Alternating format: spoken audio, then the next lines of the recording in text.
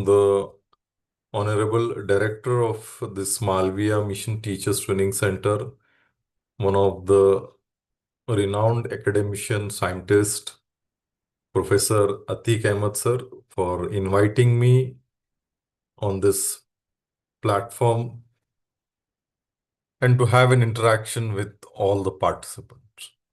Also, my special thanks to my friend Mr. Ankit ji for giving such a nice brief introduction of mine. Friends, before going into the lecture, I would request all the participants to open the camera. सभी participant सहभागी जो है वो अपने camera open करें. All of you are requested to open the camera.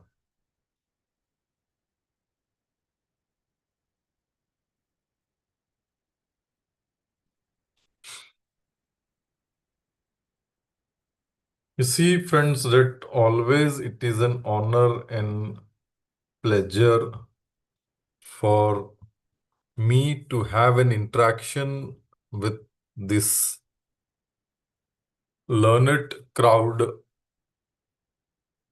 be it offline or online, when it comes to this Malviya Mission Teachers Training Programs. Always it is an honor and pleasure to have an interaction with such a learned group which have gathered here. So the topic allotted to me today is the higher education in society. So we will see, friends, a higher education under the preview of the new education policy, national education policy. We can't say it now as a new education policy because now already 5 years has been passed since the implementation of this new education policy. It was introduced way back in the year 2020, July 29, 2020. And why this new education policy was implemented? What was the reason behind the government of India to implement this or overall change in the education system? Because, friends, as all of you know, that we are now the fourth largest economy in the entire globe, and a demographic advantage, which we would say that a demographic advantage we are having, that we are having one of the largest young population in the entire globe. सबसे पहली बात तो we are the most populated country, and in addition to that we are having the largest population in the entire globe, young population. So that's why the overall change in the education system was very necessary. So new things were to be added in the education system, be it the school education, higher education, both were needed a change. So that's why more skill-oriented education system has been implemented now by our government. And you see, friends, that when it comes to the higher education, as all of us, we are the stakeholders of the higher education, be it in the position of a research scholar, be an assistant professor, those who have gathered here in this cloud meeting, we must be knowing or seeing that how much important the change was there in this education policy. In the coming slides of mine, I would like to share my entire screen. Just a minute.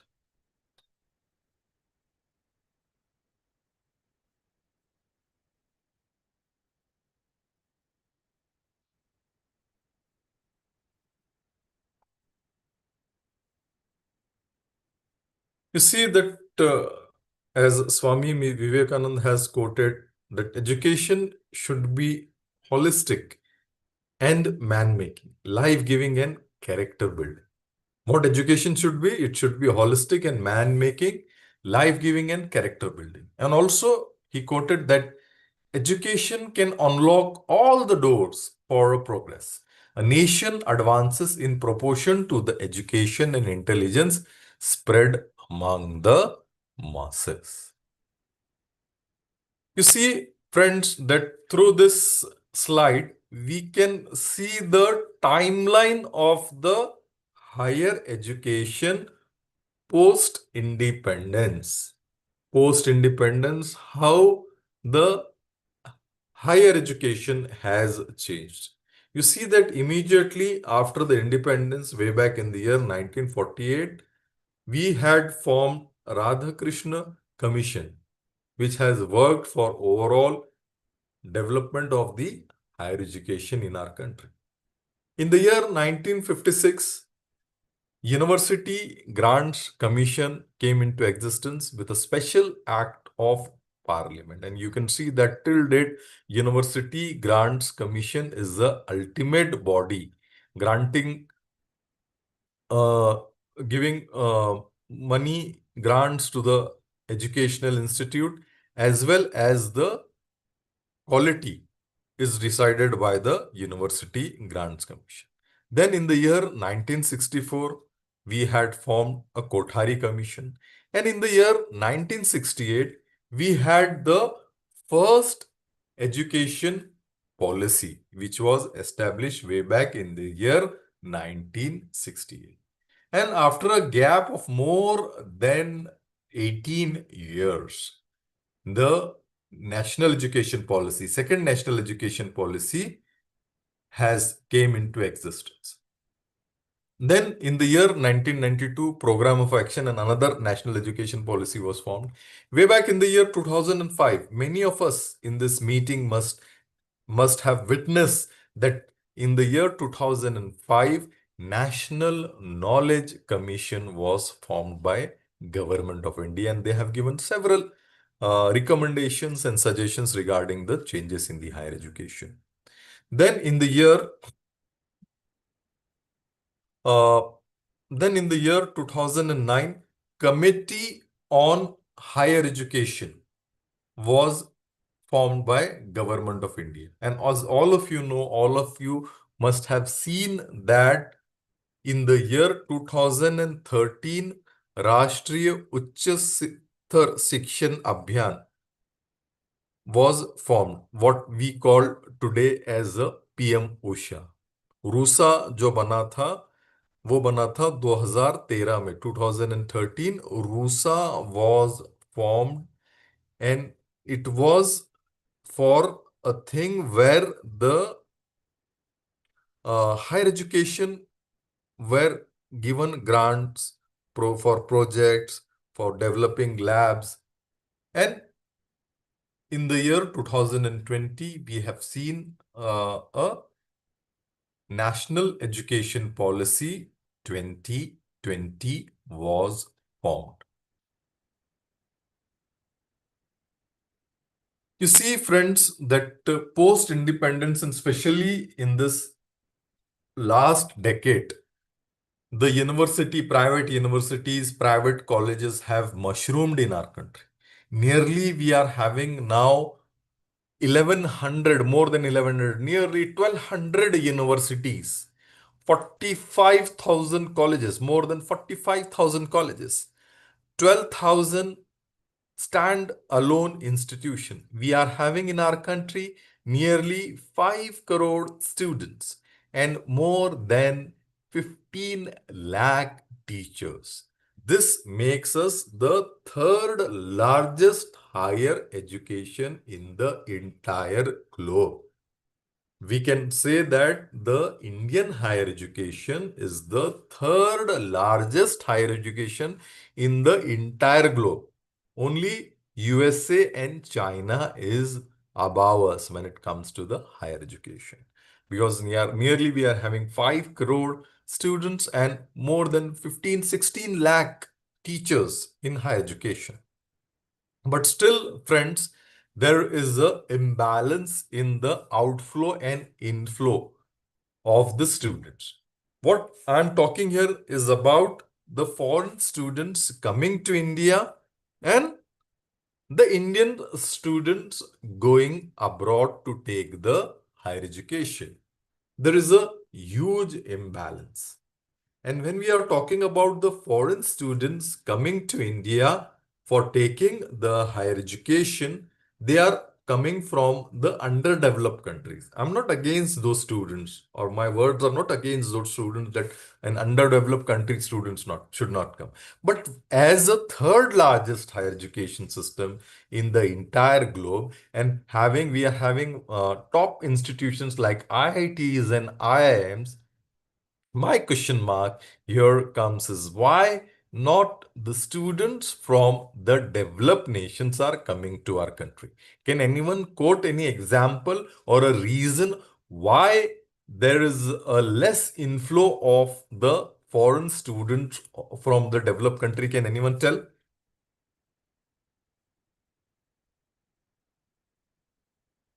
Anyone can unmute and tell or can raise the hand.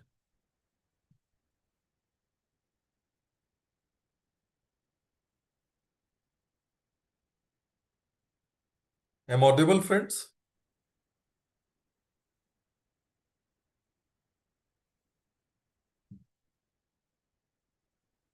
Can anyone tell me the reason why the foreign students are coming less in number in our country? Can anyone tell? Sir, maybe we are lagging in imparting quality education. Quality is a very broad term, Dr. Irshad. Can you specify it at micro level? What are other reasons? Quality तो एक बहुत बड़ा reason होगा, लेकिन वो quality नहीं आने के लिए क्या दूसरी चीजें हो रही है?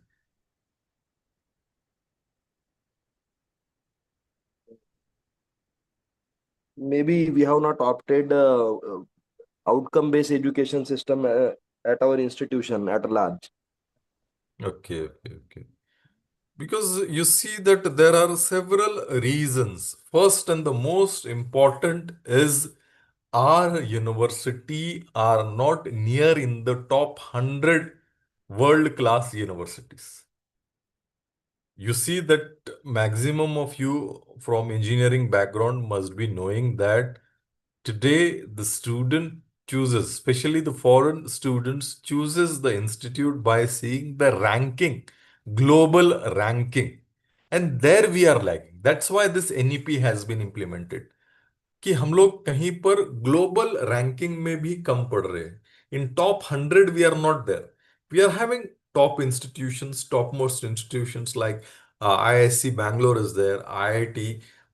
We are having several IITs and IIMs, but these institutions have failed to enter the top 100 institution around the globe. Top 10 में तो हम बहुत दूर की बात.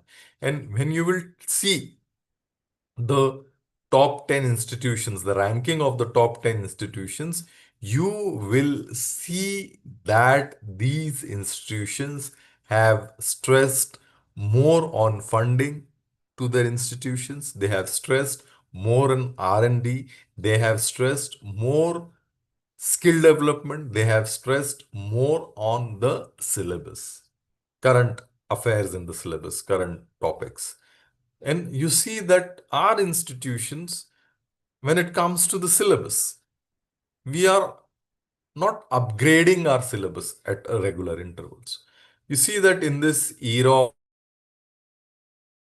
of information communication technology and globalized world, things are changing very rapidly. You must have seen that pre-corona, we were not knowing what was AI, what is machine learning, what is data science. But now these things have become a part of us, part of our day-to-day life. Chat GPT or other AI tools, these online education programs, YouTube lectures, Google Forms, now these have become a part of our day-to-day life. So things are changing very drastically. Things are changing very quickly. And as a stakeholder of the higher education, as a faculty members of the higher education, especially my message to the board of study members, those who are here present in this meeting, they should have good industrial connect. उनका एक industrial connect बहुत अच्छा होना चाहिए, and due to that industrial connect you can upgrade and update your syllabus at a regular interval. What industry wants, you can give to your students. Industry का demand एक है and you are providing something else, then that will lead to the failure of the students, and finally it will be the failure of the institution. So upgrading syllabus, having fundings, even if you go through a Facebook page or Google something regarding the postdoctoral fellowship, you will see that several uh, countries they are offering these postdoctoral fellowship programs. So funding is also one of the major issues where the foreign students should be funded in our country, and also the pattern of teaching, learning, and evaluation should be changed and upgraded in our country.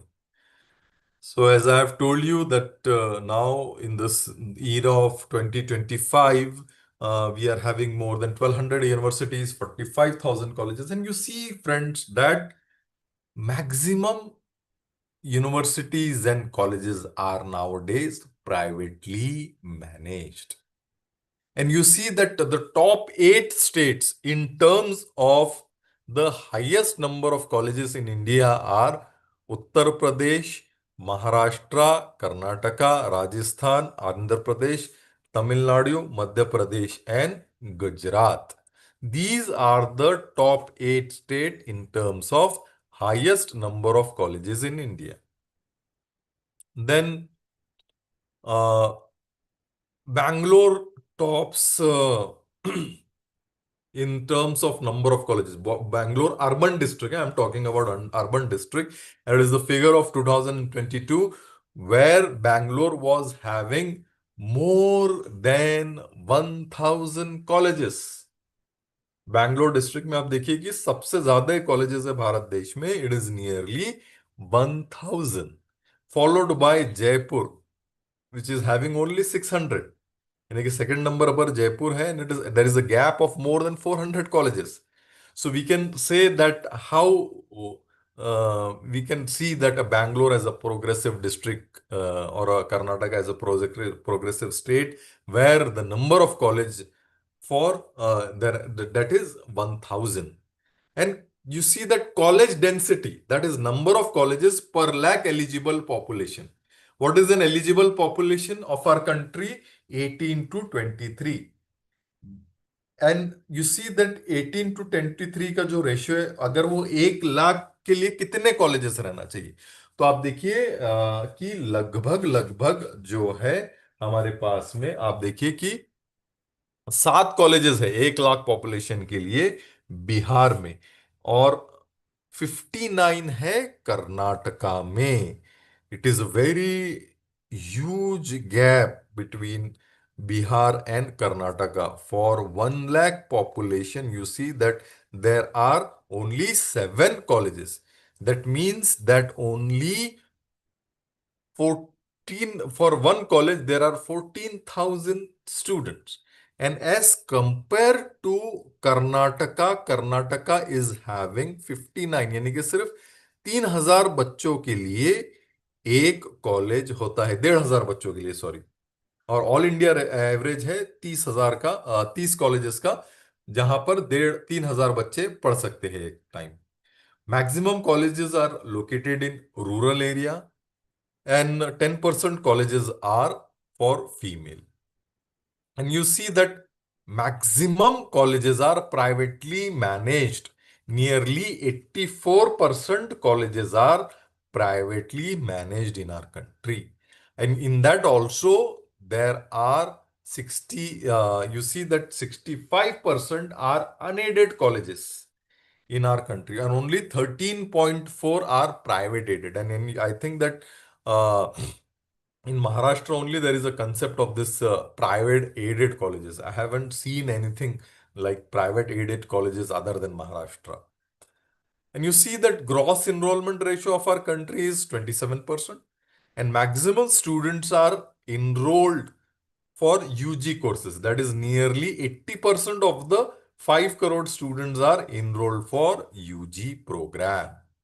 And in that also 32% students are enrolled for arts, humanities and social science, and followed by 16% for commerce and 16% for science and 15% for commerce. And for engineering and technology, there are only 12% students.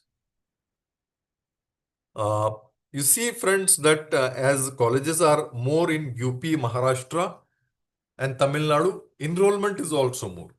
There are around 14% scheduled caste students, 5.6% scheduled tribe students in total enrollment. 37% students are enrolled of OBC, other backward castes, and 5.5% of students belong to Muslim minority and 2.3 from other minority group. You see that the highest number of share of foreign students, as I have already told in my earlier slide, comes from underdeveloped countries like Nepal, Afghanistan, Bangladesh, Bhutan, and Sudan. And there are more than 78% private colleges, and people teacher ratio in university and colleges is 28. For 28 student, one teacher is there. We have given around 20 lakh BA degree, 10 lakh BSc degree, and 9 lakh BCom degree. And every year. And you see that postgraduate level, in MA, there are more enrollment as compared to MSc and MBA. And maximum graduates are in arts, nearly 20 lakh graduates are at in art subject.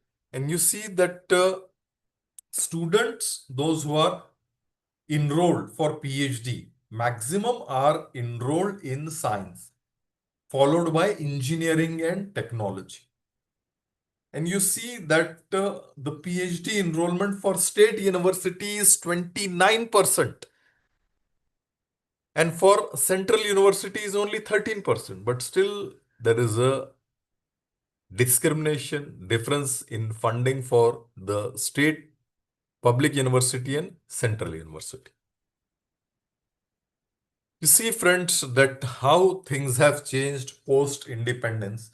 You see that जब हम आजाद हुए थे 1948 के बाद में 1950 तक के हमारे पास में देयर वर ओनली 30 यूनिवर्सिटीज, और लगभग सिर्फ 2001 जब आप मैं सभी हम लोग पढ़ते थे 2001 तक के हमारे पास में सिर्फ 256 यूनिवर्सिटीज थे, 256 universities. Now that figure has nearly reaching 1200 university. You see, it is nearly a 1000% growth. There is a huge growth.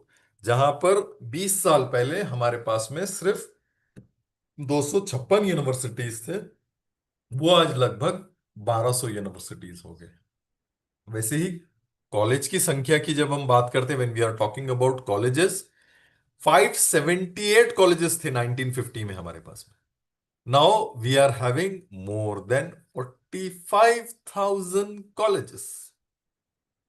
As I have told you that Bangalore is topping, and in Maharashtra, Nagpur and Pune are in the top 10 list of number of colleges. Pune को Eastern Harvard भी बोलते हैं हमारे पास में. You see that Pune city is having more than 467 colleges. Again, this figure are from 2022, and Nagpur is having 325 students, colleges. Then we can say that college density, UP, Maharashtra tops. Then you see that private unaided colleges are more. 65% are private and unaided colleges. Enrollment, gross enrolment ratio जो हमारा 0.4 था, ये भी एक बहुत अच्छा statistics है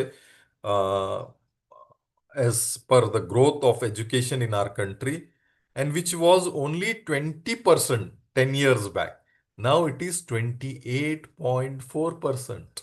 And the target in this new education policy is that the gross enrollment ratio would reach by 50% in the coming 10 years till 2035.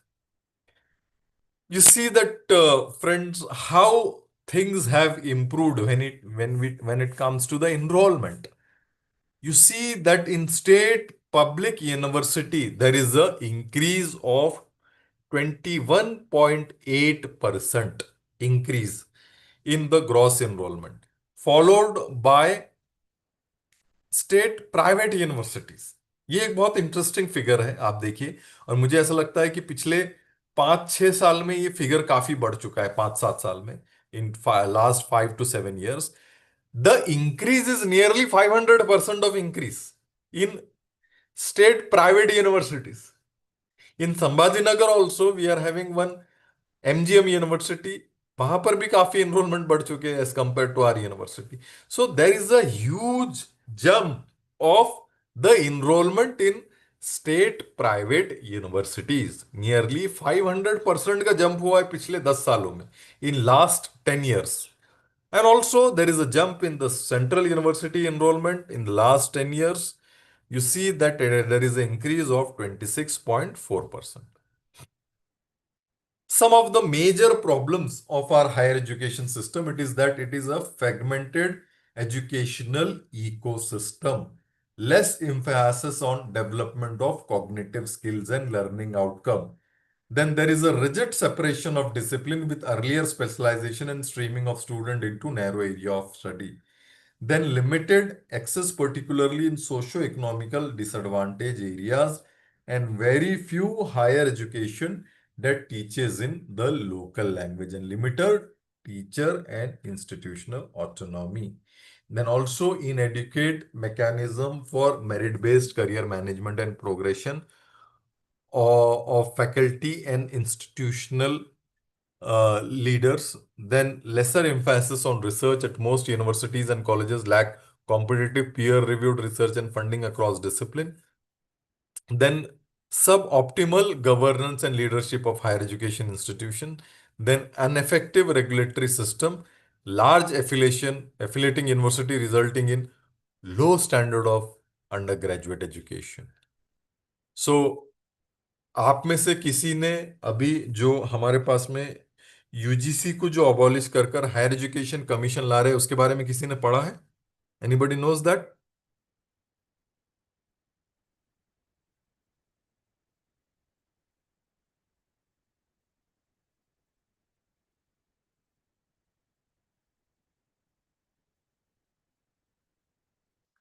Anybody knows?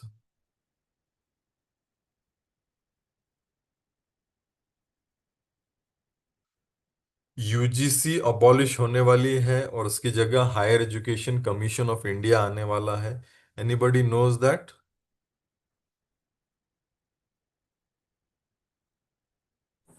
Yes, sir.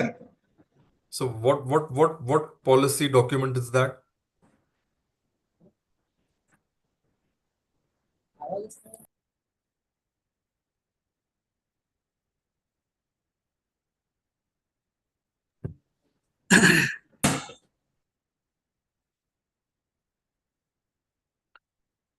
Higher education commission of India.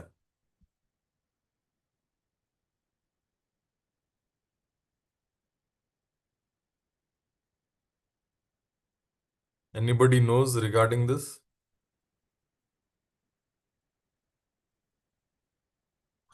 You see, friends, that the higher education commission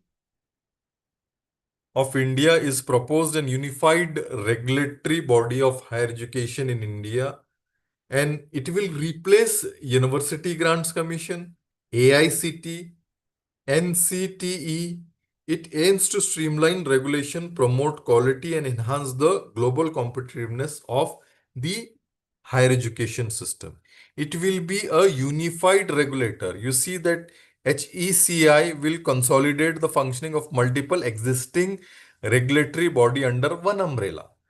Then it will implement a framework that empowers institution while ensuring accountability. Then It will emphasize on quality and outcome, shifting from input based to outcome based governance, focusing on learning outcome and performance evaluation. And it will also promote innovation and autonomy, encouraging institution autonomy and fostering innovation in higher education. And also, you see that technological integration incorporating like AI, blockchain, predictive analytic for quality assurance and governance, and global competitiveness, positioning India as a global educational hub will be the another objective, and equitable access, ensuring access to quality higher education for all people in our country. And you see that HECI concept is rooted in the current document of NEP 2020, and it is address the perceived fragmentation and effectiveness of the existing regulator system. And you see that it will improve efficiency, it will enhance quality, it will increase autonomy, global recognition. But there are some concerns like uh, centralization will impact the power of, and it will impact the rural institution.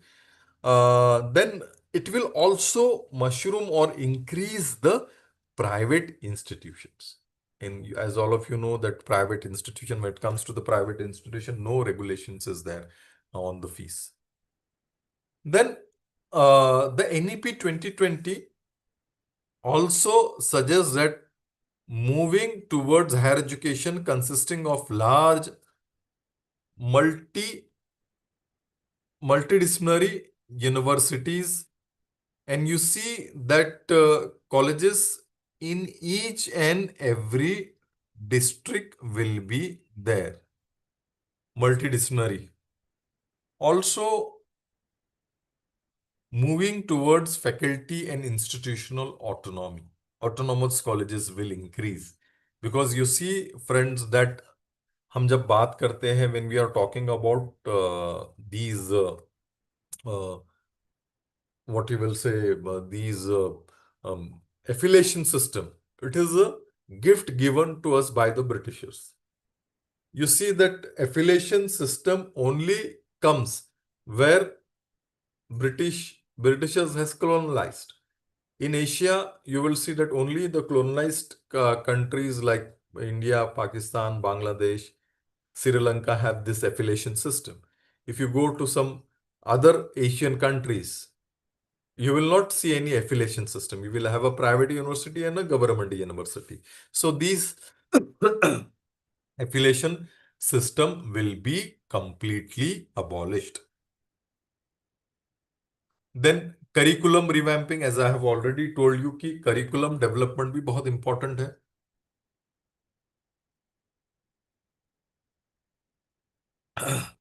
Not only curriculum development, but changes in pedagogy, assessment, student support for enhanced student experience will also be there.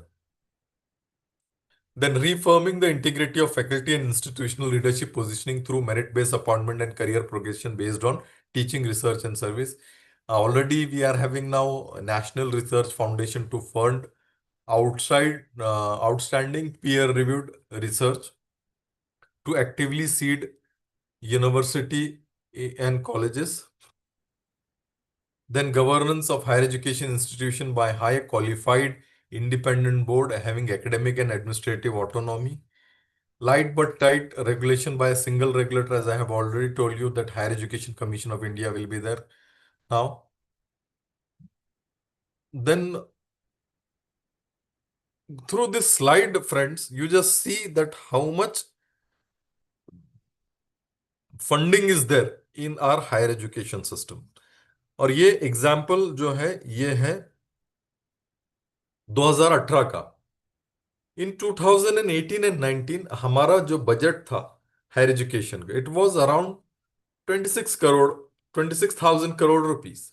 And as compared to the Harvard University budget, which was 5 years back of 2018, that in 2013, the budget of Harvard University was 30,000 crore.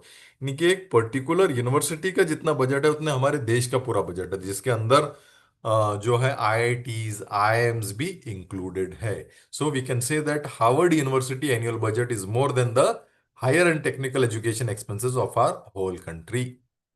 Affiliation system ये भी एक abolish करना जरूरी है हमारे पास में. Gross enrolment ratio would be increased by 50% till the year 2035, and we will build world class universities with to achieve the objective to achieve the high global ranking. As all of you know that these multiple entry and exit is also one of the part, and choice based credit system is also one of the part. Then again the target of increasing the gross domestic product, percentage of gross domestic product on the higher education budget of our country. The target is around, in the NEP 2020, the target is around 6%. As all of you know that academic bank of credit is there nowadays, and it is very useful and good for these what you will say, uh,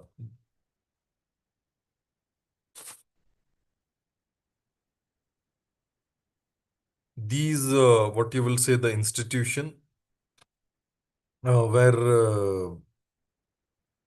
we can say that just a minute, friend.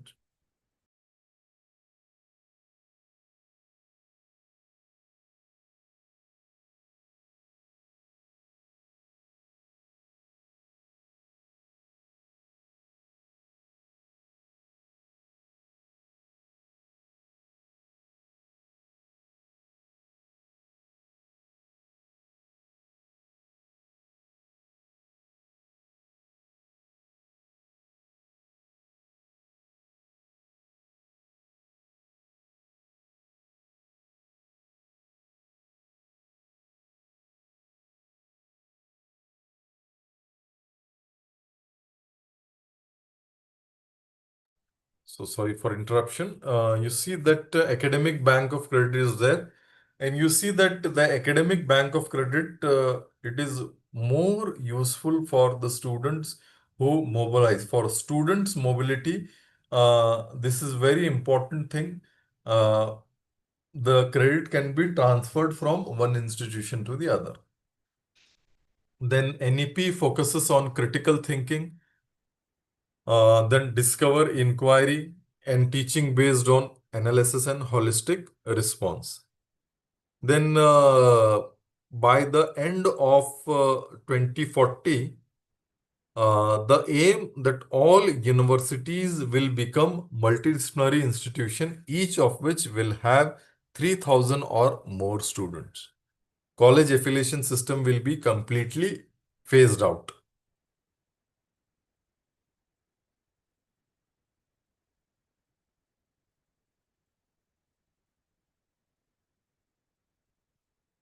So what are the advantages of this NEP 2020?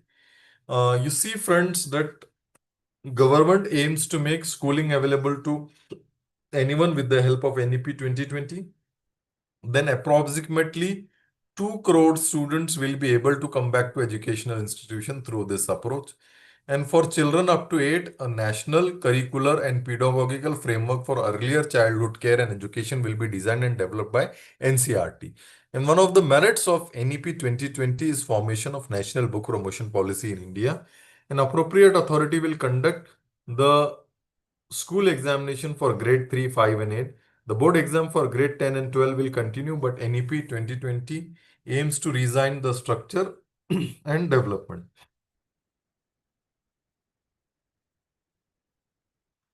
Then there will be Bal Bhavan, then state school standard authority will be set up. And accordingly, the National Education Policy 2020 and Academic Bank of Credit will be established. Multidisciplinary education and research universities at par with IITs and IIM will be set up in our country, and these are to be scheduled to set up for introducing multidisciplinary academics.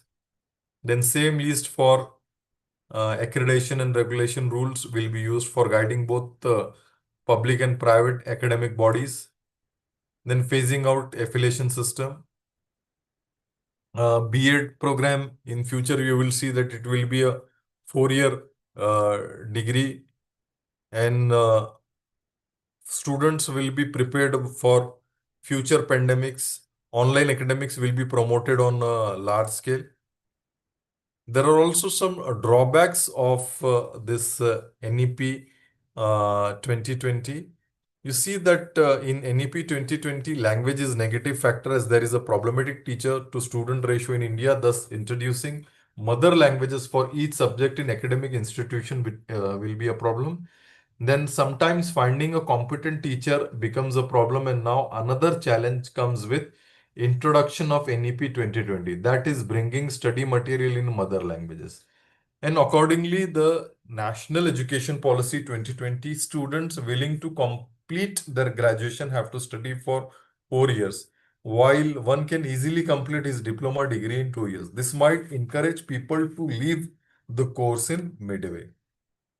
And according to NEP 2020, students of private schools will be introduced with English as much as earlier than the students of government schools. Then academic syllabus will be taught in respective regional languages of government schools.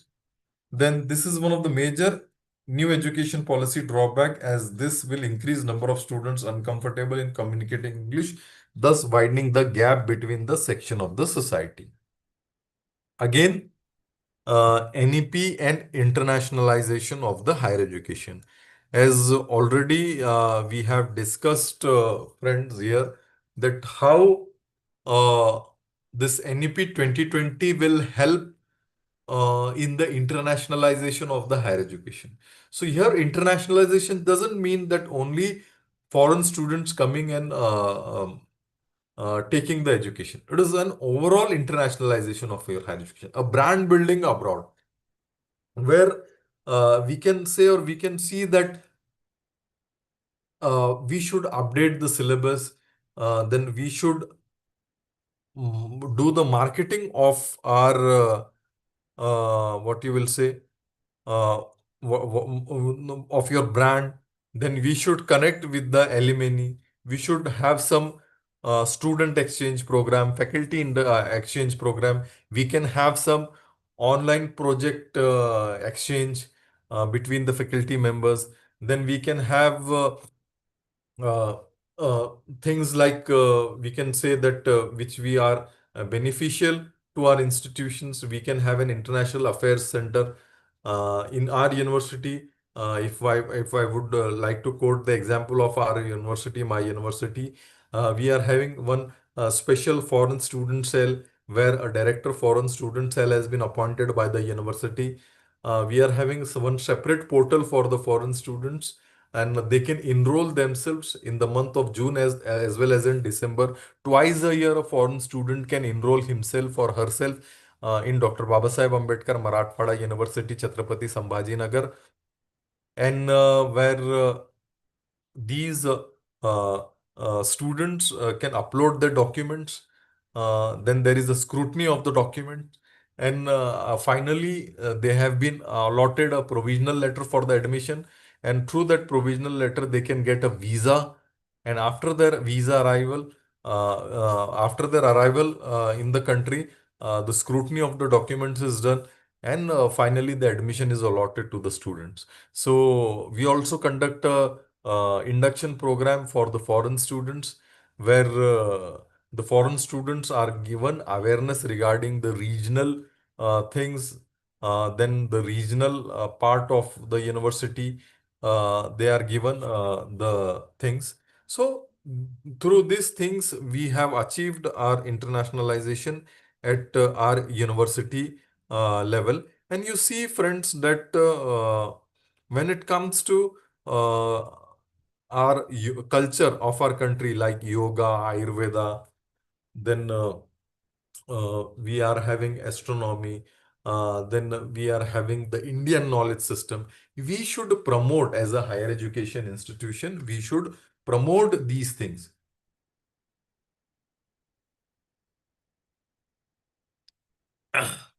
We should promote these things, and we should see that uh, the things which the world has adopted, like yoga and Ayurveda, we should promote or highlight these things. And that is also done in this new education policy through IKS. Now IKS have been made mandatory, and nearly 10% of the syllabus has now been devoted to the IKS.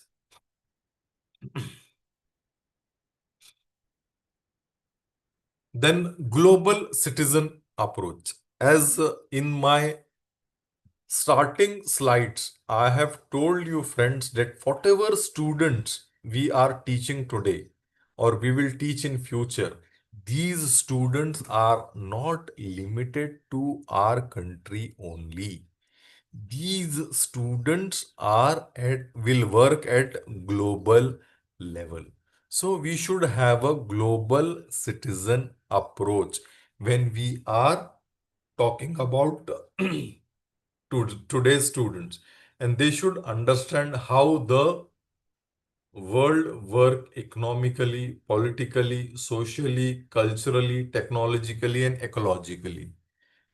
Many of the students, you can go to the classroom and ask that why Russia and Ukraine are fighting. What is the dispute between Israel and Palestine? What is petrodollar? How GATT work? How WTO work? What is World Bank? Just put these questions in front of your students, and if they don't Google, I think that only 10 to 20% of the students will able to answer these questions. So you should empower the students how worlds work economically, politically, socially, culturally, technologically, and ecologically. Also, friends, higher education institution may endeavor to include essential values such as diversity, interdependence, empathy, perspective in the students, and engage students with community service with facial focus around higher education institute will contribute range of from level of work to local to global. Then credit-based project on courses in areas of community engagement, environment education, and value-based education. Then short-term courses and workshop on human constitutional values, respect for others, cleanness, courtesy, democratic spirit, spirit of service, respect for public property, then scientific temper, responsibility, equality, and justice, and inculcate skills in students like critical thinking, communication skills, technology skills, cross cultural awareness, adaptability. And you see that global citizens harshness these knowledge, values, and skills are uniquely positioned to contribute in multiple contexts locally, nationally, and internationally. As I have told you that IK is also one of the part of the NEP 2020, where the gap, you see that when we are talking about Indian society, which is a treasure of trove of knowledge gained over thousands of years and manifested in the form of art, literature, tradition, custom, language, and architecture. Ancient practices developed by India over the centuries were passed from one generation to another. However, the process of intergenerational transfer of information ended adaptability in last century. And you see that National Education Policy 2020 lays emphasis on promoting of Indian languages, art, culture, and you see that it tries to remove the discontinuity in the flow of IKS by integrating IKS into curriculum at all level of education. The success of NEP and its special component on IKS streamlines heavier on the shoulder of faculty of higher education institution. Despite of being expert in their respective field, majority of faculty in UGC recognized institutions are not much familiar with IKS. You see that few courses on IKS in Indian science and technology. You see that molecular, textile, chemistry, technology, copper, boson, zinc, importance mine, then iron and wood, steel technology, textile and dyeing industry, then symphonic technology, stone, lapidary, shell. glass technology, then Harappan and traditional water management system of Gujarat, then historical sites in South Indian water management system, Western Ghats Cave, Khaneri River, then communication involved in water management, the communities involved in water management, modes of transportation and reforms, then Grand Trunk Road, development of traditional technique, boat and shipbuilding, mathematics and astronomy, mathematics contained in Shul Bhastra, then weaving mathematics into beautiful poetry of Bhaskacharya, then evaluation of shine function in India, then forest management and urban planning, then tanks, lakes, and step wells. Then we are having chemistry as a blend of medical schools of ancient India, then quality of compound, molecular properties in chemical compound, then history of Indian economy, thought, new Indian economic model, and sectoral contribution of past and present event, that history of Indian economy through the context of Dharma Shastra, Shukra Kanti, Mahabharata, and Arthashastra. Then Kayuti economic thoughts in specific India, global GDP, ancient India, beyond capitalism, communalism, dharmic caste and social capital, black money and tax haven. Then agriculture, ancient India, manufacturing, ancient India, education in India, wealth in India. There are thousands of things where IKS syllabus can be made in our in our syllabus. Then also ICT, use of ICT in the higher education system is also one of the important component. Then academic and research collaboration at international level. You see that the academic and research collaboration is also very much important at international level. You see, friends, that academic and research collaboration at international level in India. Uh, uh, it is, you see that international academic and research collaboration is India is actively promoted through various initiatives like uh, Scheme for Promotion of Academic and Research Collaboration. This scheme launched by Ministry of Education aims to facilitate collaboration between Indian institutions and top global university. The goal is to address national and international challenges through joint research project. And you see that the budget of this scheme is around 500 crore rupees, and they have nearly supported 600 project. And the key activities include faculty and researchers visit, student exchange, joint research project, developing niche courses, workshop, and conferences. And the outcomes includes to the top global ranking of our universities. Brand building abroad can also be done through this academic and research collaboration. You can collect to your alumni, and you see that the higher education institution can work at to take our uh, higher education at a global level. Monitoring and assessment can be done. What are the challenges of the uh, international education in India? You see that countries like USA and UK are far ahead of India in education infrastructure. Infrastructure एक बहुत बड़ा problem है.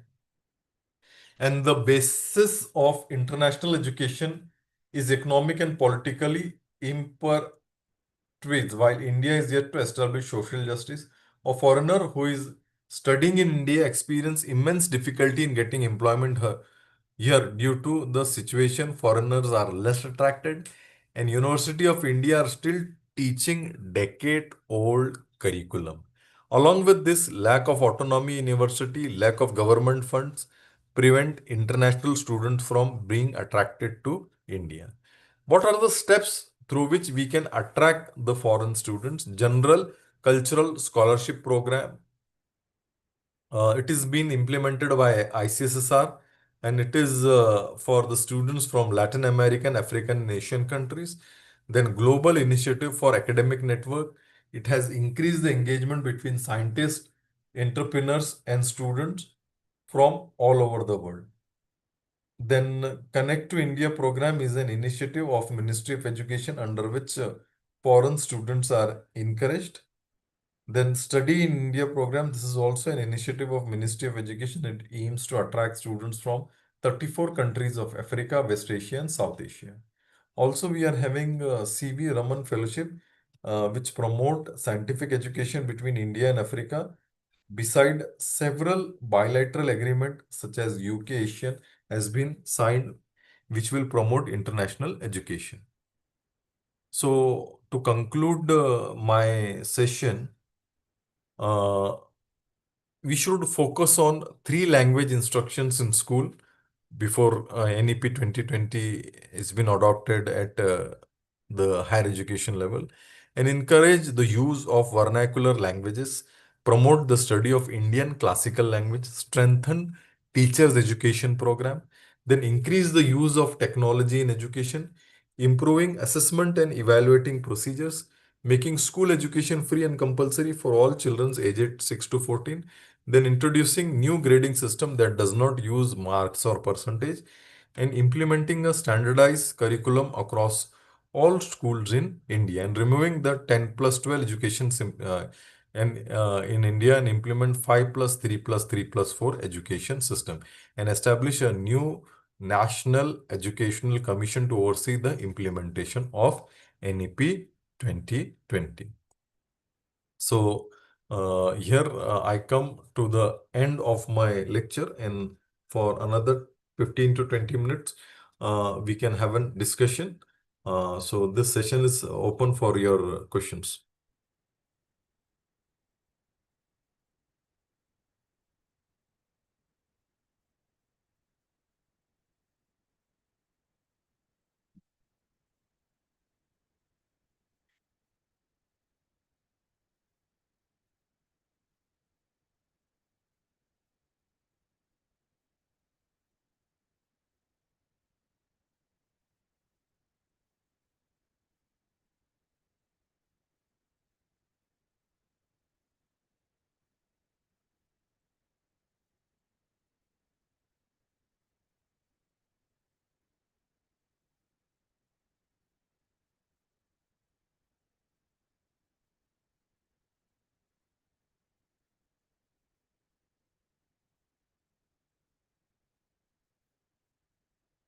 So if there are no questions, we can conclude this session here only.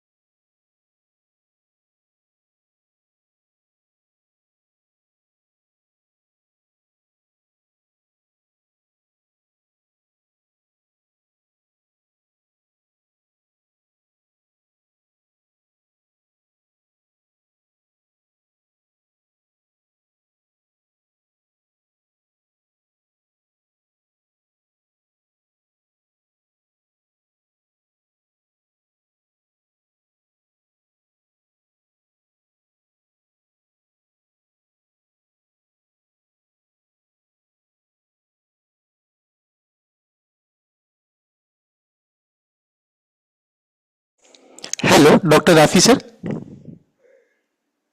Yes, Ankit ji, I have concluded. Yeah, sir. Yeah. Actually, simultaneously, the UDRF is ongoing of the Right, university. right, right. So, on behalf of all organizers, I extend my sincere thanks to Dr. Rafi sir for their valuable insight towards this higher education, role of higher education towards the societal upliftment. And with this note, I once again extend my sincere thanks. And with the kind consent of Dr. Rafi sir, I would like to declare that this session will be over. We will continue for our next session. Thank you, sir. Thank you so much. And thank you, everyone. Thank you. Thank you. Thank you. Participant, please be stay connected. Within couple of time, we will start with our next session. Till that time, there will be a break, for couple of minutes. Sharp 4:30, we will start with our next session.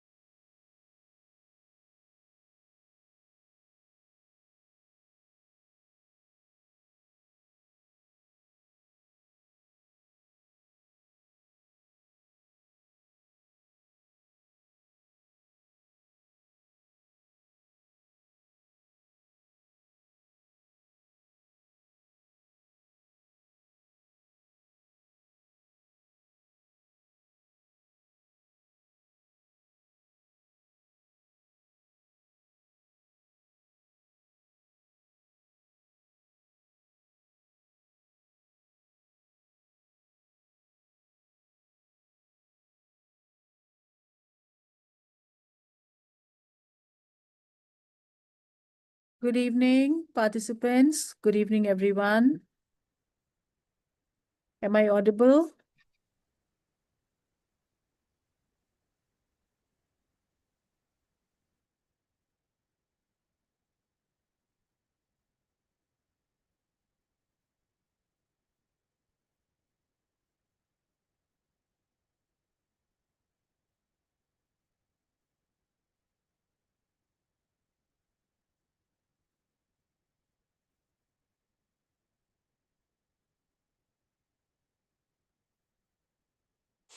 Madam, good afternoon, madam. Good afternoon. How are you? Yeah, ma'am, I'm fine. If you could permit, shall Good. we proceed further, ma'am? Yes, I'm Yeah, here. I'm here at your yes. disposal. How many participants we can? Ma'am, there are 96 participants, Okay. and actually, some of the participants have been joined through the YouTube, ma'am. Oh, good. Okay, so very good afternoon to one and all once again.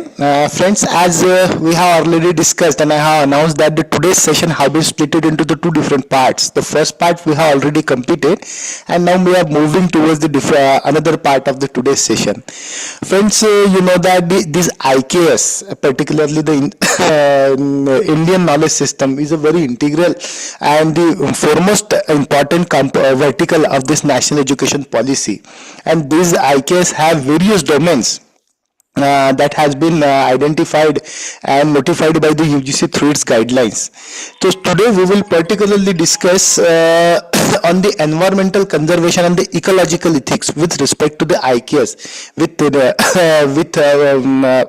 from one of the renowned and scholarly expert, Professor Faiza Abbasi, ma'am. So first of all, ma'am, I extend my warm welcome to you to this flagship program and particular to this session jointly organized by the Sant Gadge Baba Amravati University through its Malviya Mission Teacher Training Center and one of our top leading and affiliating engineering institution, Professor Ram Meghe College of Engineering and the Management, Badnera. Friends, Professor Abbasi ma'am is at present serving as a professor and the director of this Malvi Mission Teacher Training Center at Aligarh Muslim University, situated in the Uttar Pradesh, India. She has the faculty from the from the Faculty of Life Sciences. Ma'am having a more than 2.5 decades of experience in this field of higher education. Being the director, she has also the shoulder this responsibility to sensitize and motivate the faculty members towards adoption and the implementation of this national education policy. And ma'am is also running such kind of courses very efficiently in their region, not only in their region but across the country. So we are luckily fortunate to get such kind of distinguished personality to enlighten us. So ma'am will share her vision, her views on the environmental conservation and the ecological ethics in the Indian knowledge system. So I will not take much more time. Friends, the session is very interactive and whatever may be the ethics ma'am will share here, that will be very important. So I will request each and everyone kindly take the active participation in this session. And now, ma'am, again extend my warm welcome to you. Now, may I request you to please start with your session, ma'am, please. Okay, thank you. Thank you so much for that introduction and for that very warm welcome. And I want to extend my heartfelt greetings to all the participants present here. And I'm very glad that at this prestigious platform of the Sant Gadge Baba Amravati University, I have been given the opportunity to interact with so many higher education faculty members on a very pertinent topic, and that is the implementation and the vision of the national education policy, particularly making education India-centric in India in the 21st century. And for that, we need to understand the Indian knowledge systems. And today, drawing from my background of being a wildlife scientist, and of course, a die-hard conservationist and educationist, I will be drawing from some parallels that I have drawn from environmental conservation and ecological ethics with the Indian knowledge systems. So friends, will somebody please confirm whether you can see my slides? The presentation is visible?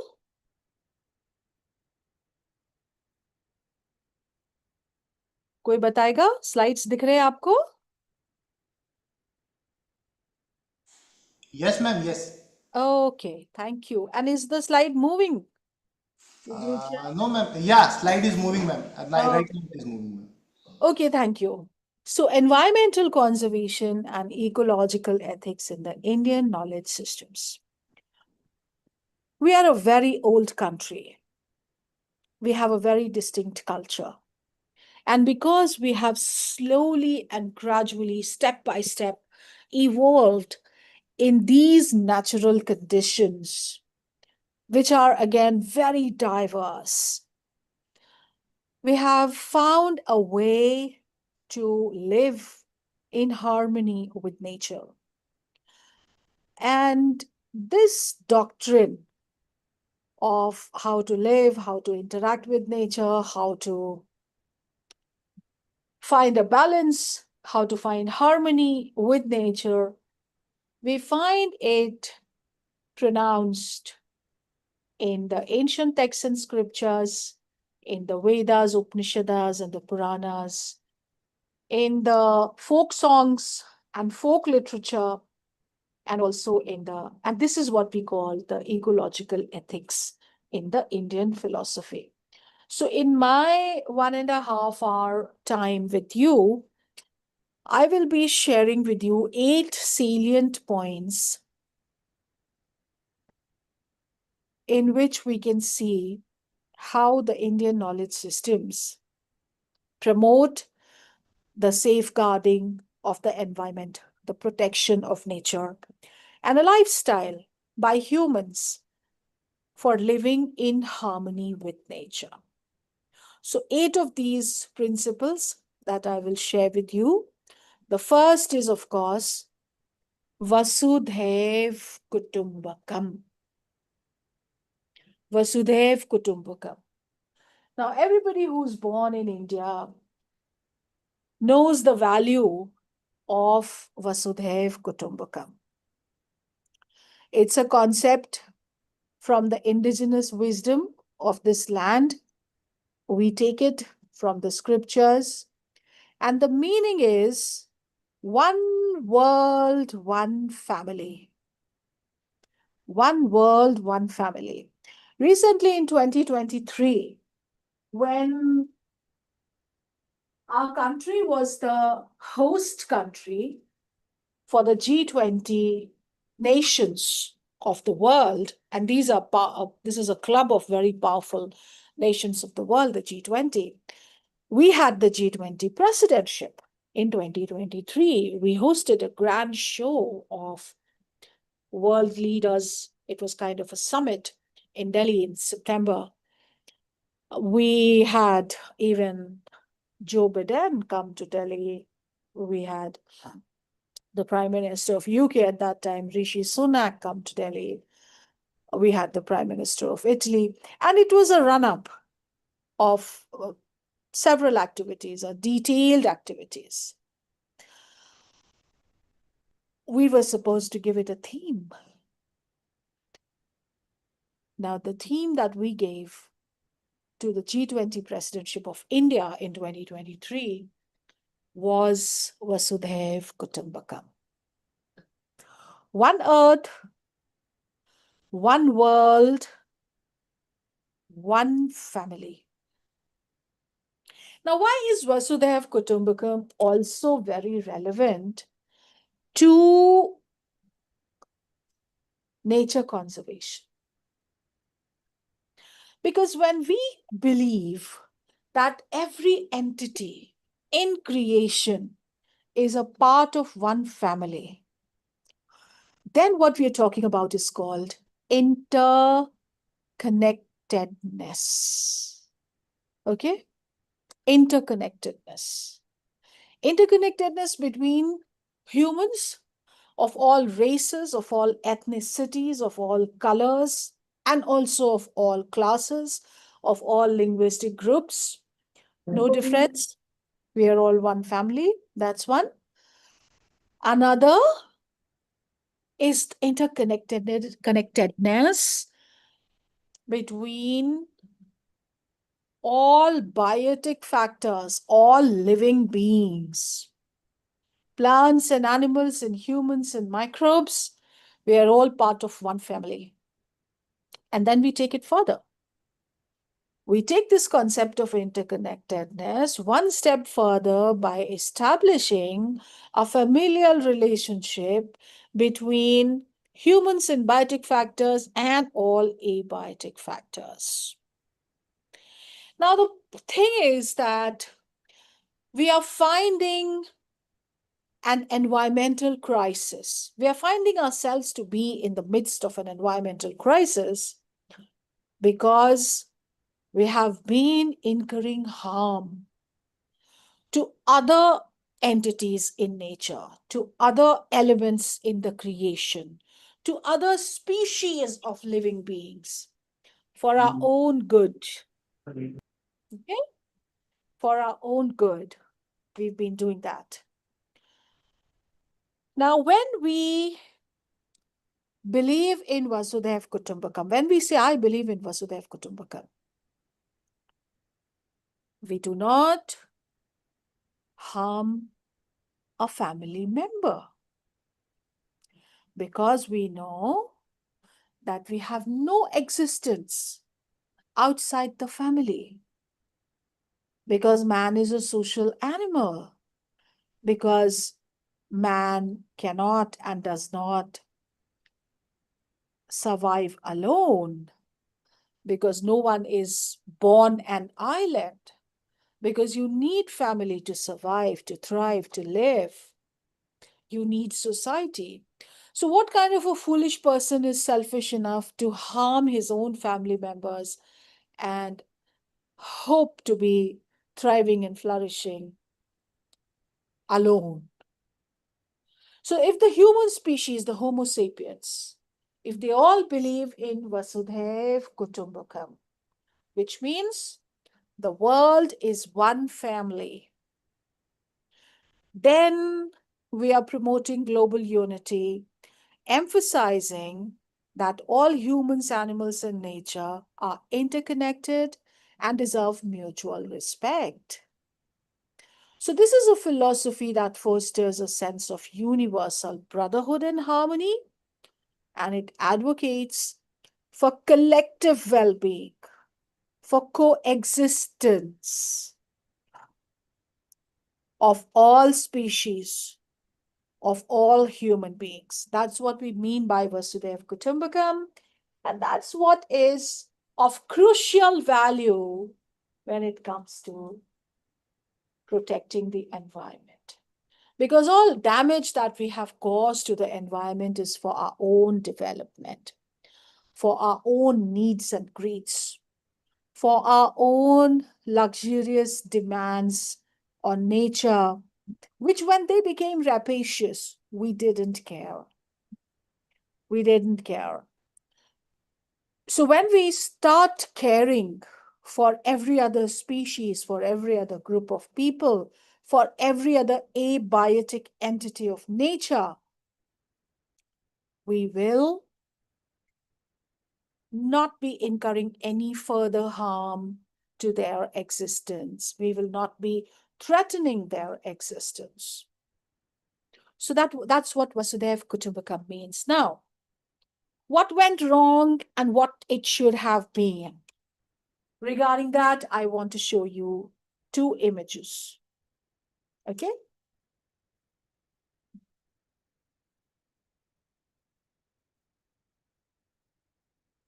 The first image that I will show you, it depicts the ill-conceived development policies.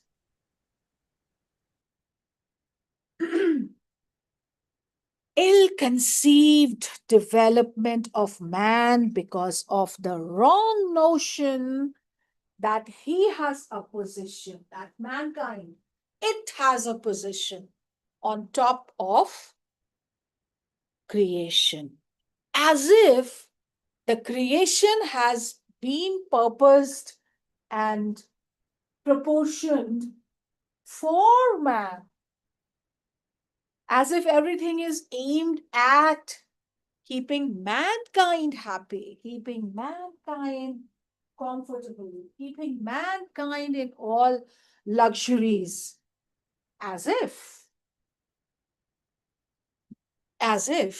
whereas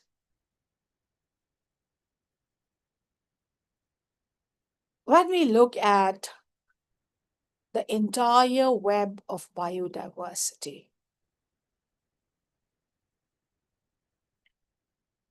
and we see man in his natural status in creation, we find that every other creature is an equal to man. Every other creature deserves the same rights to exist as compared to man. Equally important. Therefore, what we have done in the Anthropocene, you know what is Anthropocene? Can anyone tell me what is Anthropocene? What is the meaning of anthro?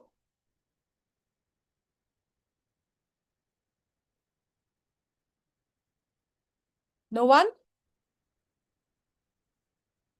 Well, Anthropocene is the present day and age. This time, when it seems that it is our time. It seems that we can dominate and we are dominating. It seems that we will dominate, overpower, and we will be the most empowered over all other species, over entire ecosystem. That's called the Anthropocene. So look at this picture. What can you see?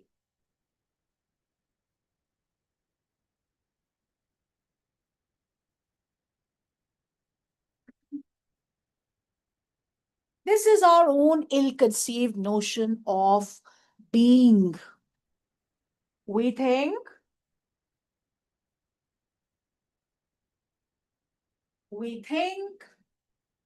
that we are on top of creation,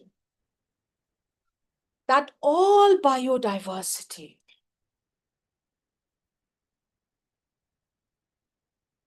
now there are three types of biodiversity. There's ecosystem biodiversity.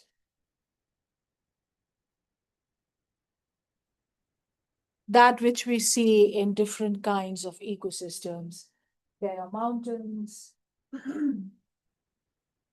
there are hills, there are foothills, there are grasslands, there are plains, there are riverine ecosystems, there are plateaus, there are islands, there are deserts, there are coastal areas.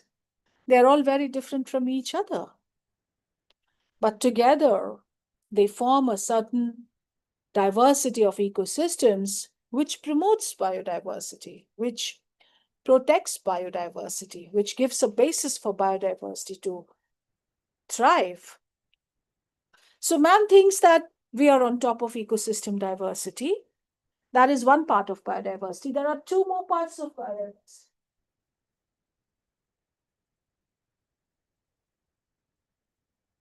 Man also thinks that we are on top of species biodiversity.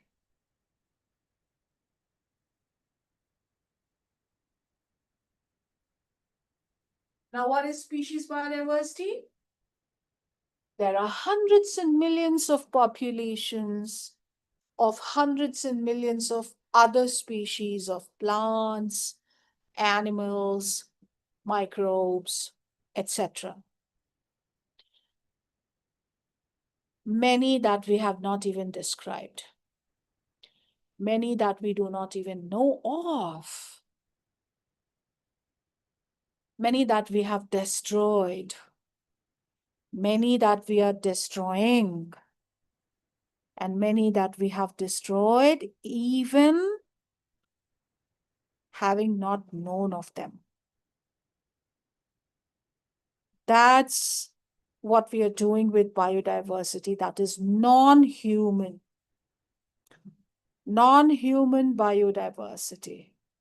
What's happening to non-human biodiversity?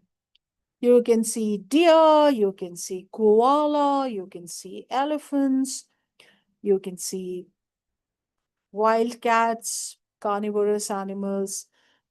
You can see fish here, a lot of fish. And then you can see so many different types of plants, angiosperms and gymnosperms, seed-bearing and non-seed-bearing. You may be even seeing a lot of aquatic plants. And then you're seeing so many birds flying around.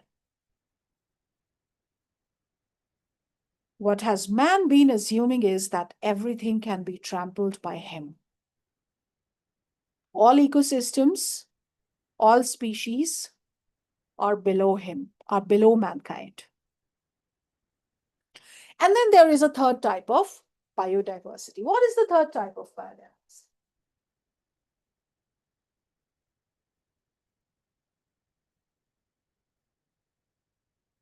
Anyone? The third kind of biodiversity is called genetic biodiversity.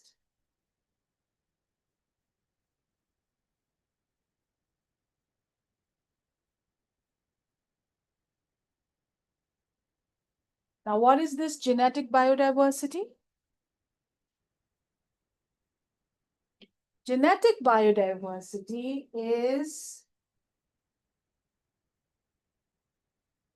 the variety of genes that are contained within the population of a single species. Some of us are dark, some of us are fair, some of us have blue eyes, some have blonde hair. They are all because of our genes, and these are diverse types of genes.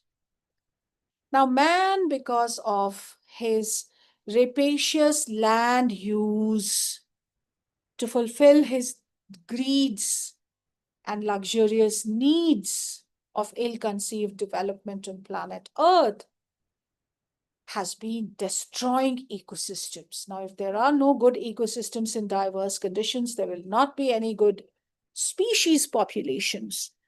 There will not be any rich and diverse species populations. And therefore, when the ecosystems are gone, when the species are gone, there will be no genes. Now tell me, is this what Vasudhaiva Kutumbakam means? No, not at all. Not at all. Vasudhaiva Kutumbakam means this.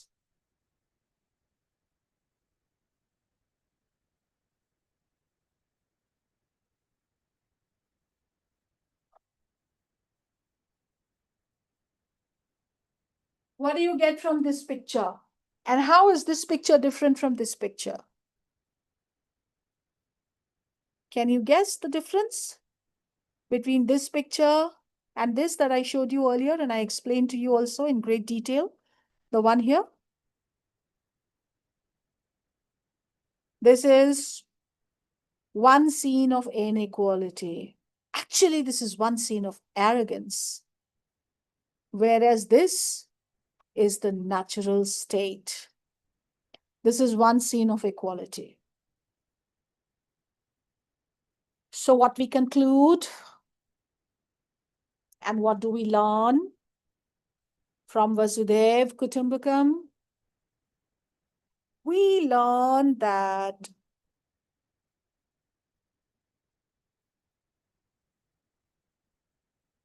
man is an equal citizen of the city of biodiversity.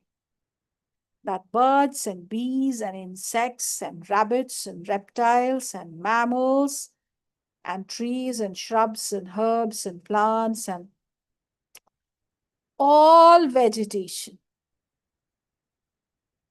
has an equal status in the eyes of nature.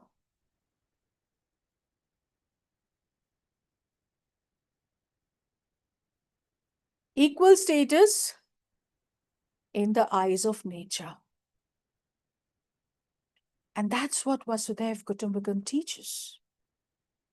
But woefully, this teaching has been lacking in us.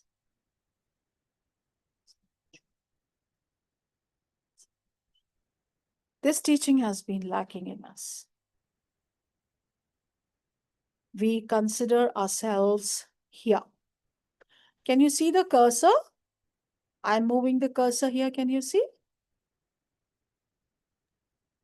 Yes, ma'am. Okay. So woefully, we have been assuming that we are here and everything is below us in whatever numbers, in whatever populations, in whatever biomass they exist, whether on the ground, whether below the ground, whether in water, whether above water, whether arboreal existence, whether aerial existence. We are on the top, and this is not Vasudhaiva Kutumbakam. Had we all acted inspired by Vasudhaiva Kutumbakam, we would have been living like this. But sadly, we have not lived like this. Therefore, this environmental crisis that we see today, sadly, we didn't consider the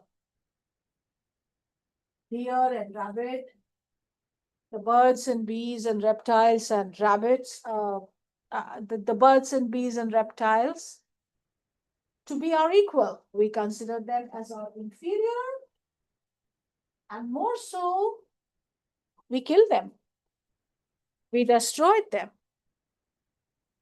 We had no concern for their existence when it came to our own greed.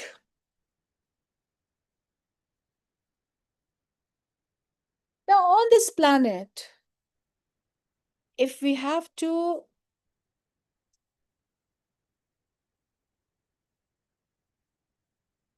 continue to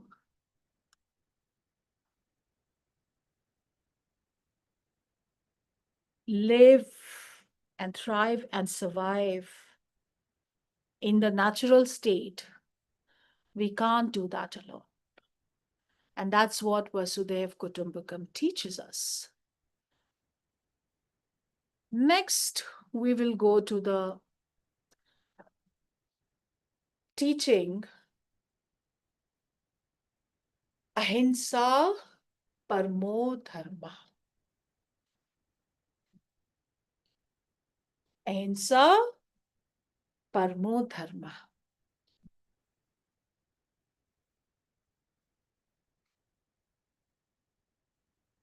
Now, when I'm talking to you about Ahimsa Parmo Dharma as a teaching from the Indian knowledge systems,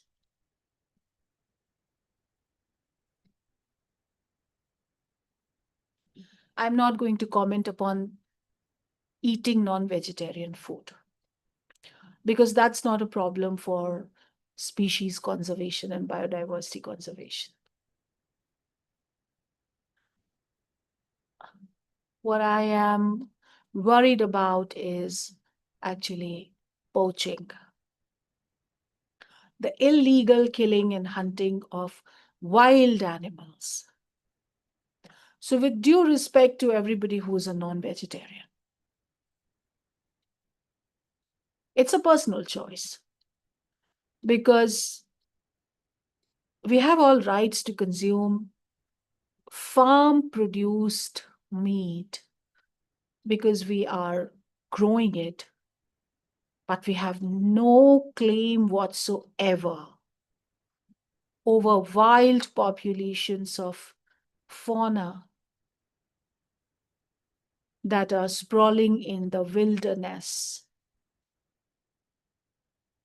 that are walking the earth,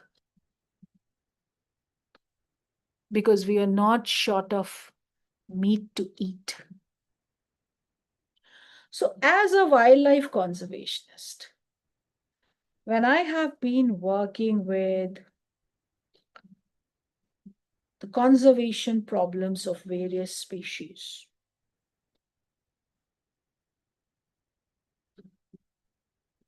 I have encountered a major roadblock. It is always found that on the one hand,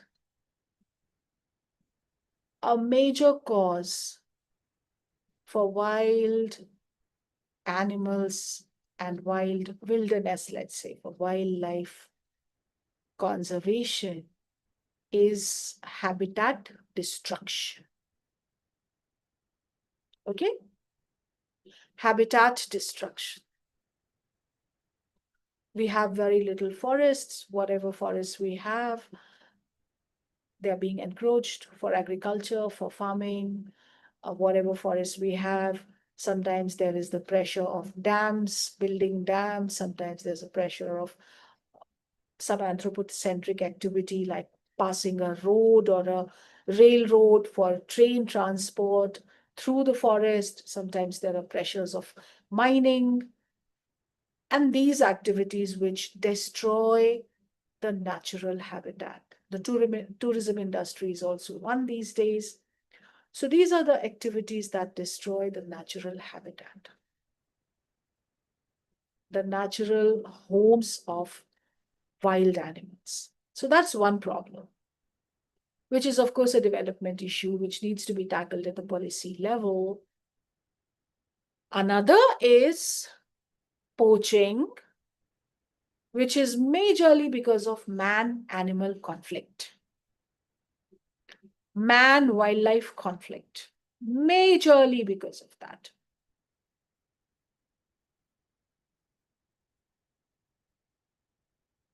Man-wildlife conflict. Villagers, farmers, nomads, they become averse to large carnivores because their livelihood depends on their livestock, their cattle.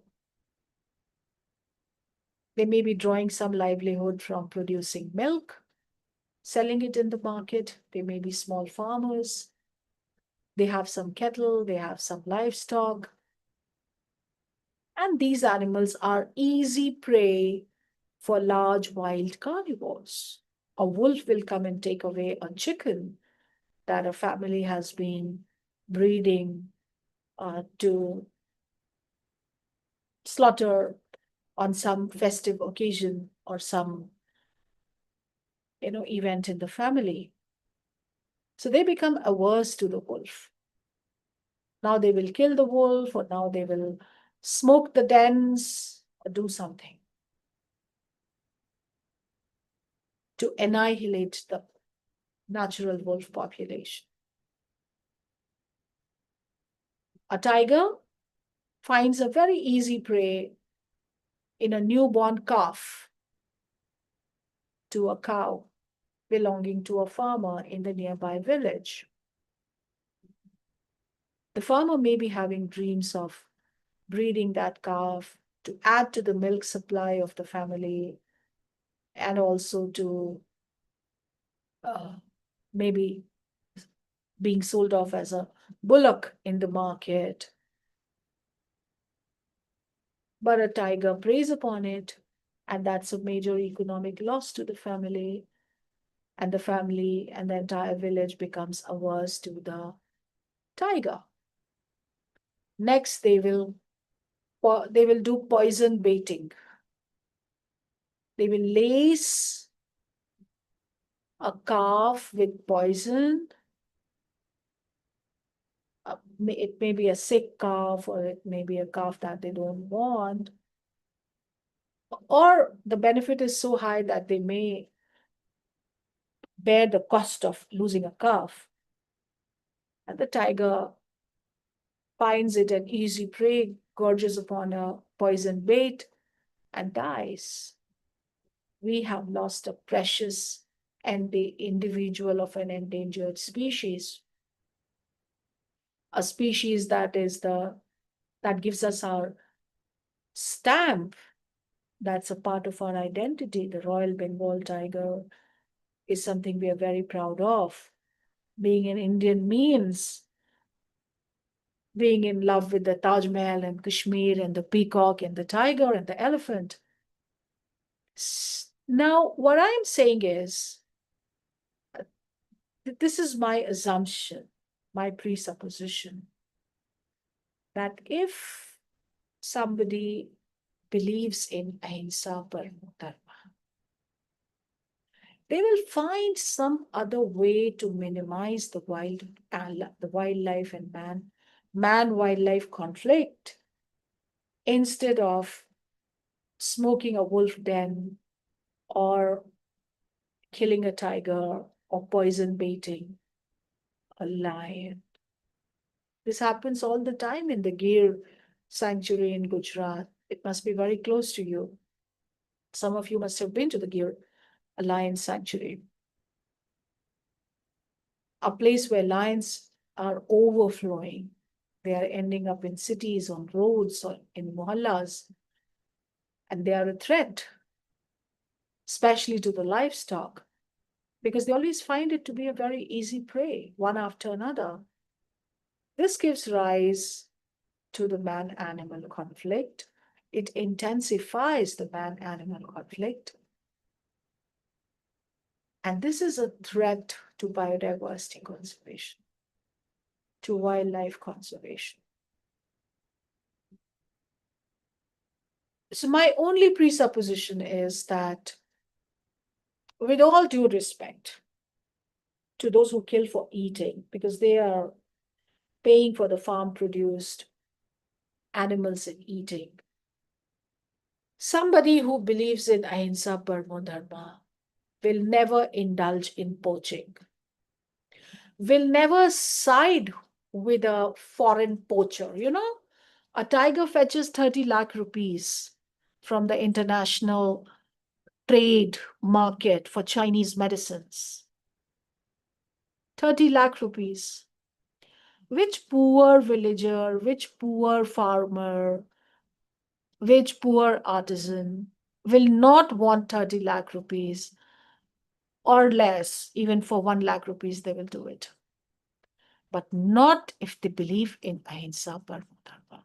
So it's a concept that, in the short run, helps wildlife conservationists motivate people to act in the benefit of biodiversity conservation. Okay, I want to say something. Dr. Vivek Patil has his camera on and he's showing us the whole world. And similarly, Dr. Praveen Chaudhary. So if you're not actually sitting and listening, you can put your cameras off. Vivek, thank you, because it's very distracting, your drive and your roads and everything. So probably you are listening, but we would like to see you listening. If not, then you can keep your cameras off. So ahimsa is a core principle in the Indian knowledge system, and it emphasizes non-violence and compassion towards all living beings. Ahimsa also advocates for the ethical treatment of animals. It recognizes their intrinsic value and rights to live free from harm. So this philosophy aligns with the modern animal rights movements, and it promotes coexistence of respect for all forms of life, right? For all forms of life. Next is nature worship. Again, with due respect to everybody who's a monotheist, everybody who is not a pantheist, there is a large group of people in our country who are nature worshippers and who are pantheists. These are the people who will not harm or who will not let anyone else destroy a particular species that they worship.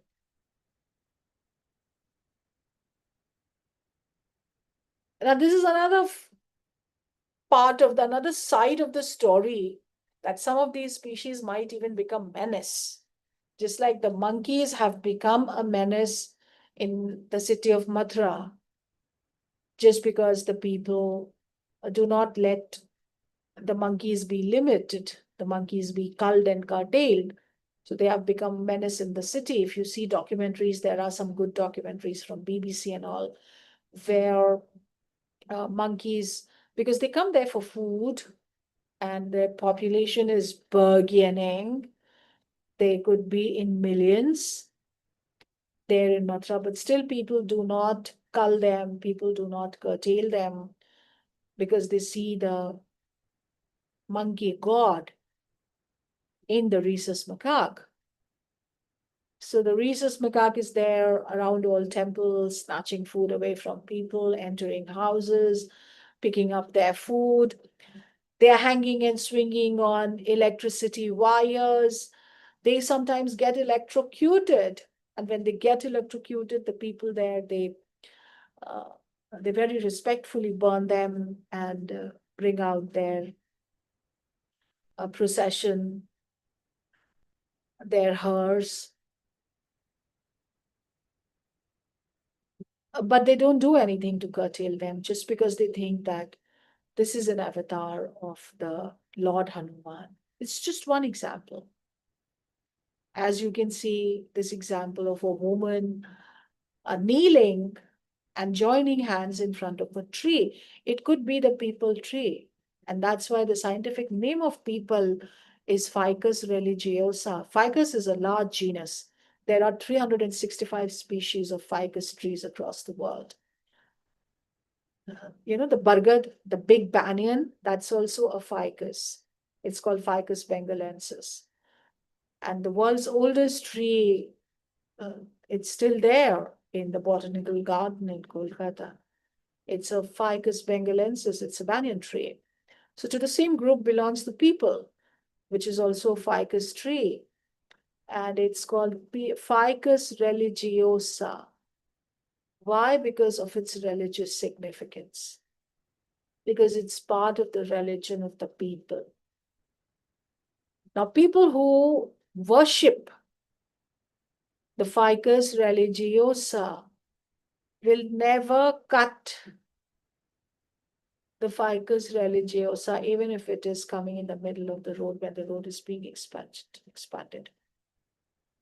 And it's a common sight everywhere in our country. Wherever you go, you will find, if there has been a peepal tree somewhere, and if development has emerged after the large peepal tree has become mighty enough, it's never cut. Development encircles it. Buildings and roads encircle it. They don't cut it. It's a great service to the environment. Trees, as you know, they are performing so many services for us. So many natural and ecological and environmental services that we get from trees. They clean the air. It's carbon sequestration that only trees can do. They're a shelter to a lot of biodiversity. They are holding the soil together, preventing it from erosion, not letting soil erosion happen. They are also helping in water retention. They are also regularizing rainfall. Lots and lots of benefits of trees and of vegetation and of greenery. Development doesn't see that. Development sometimes destroys that. But not with people who believe in nature worship, not with people who believe in pantheism, if that species happens to have a religious significance. Now, when we're talking about religious significance, we can also here talk about the tulsi or the sweet basil.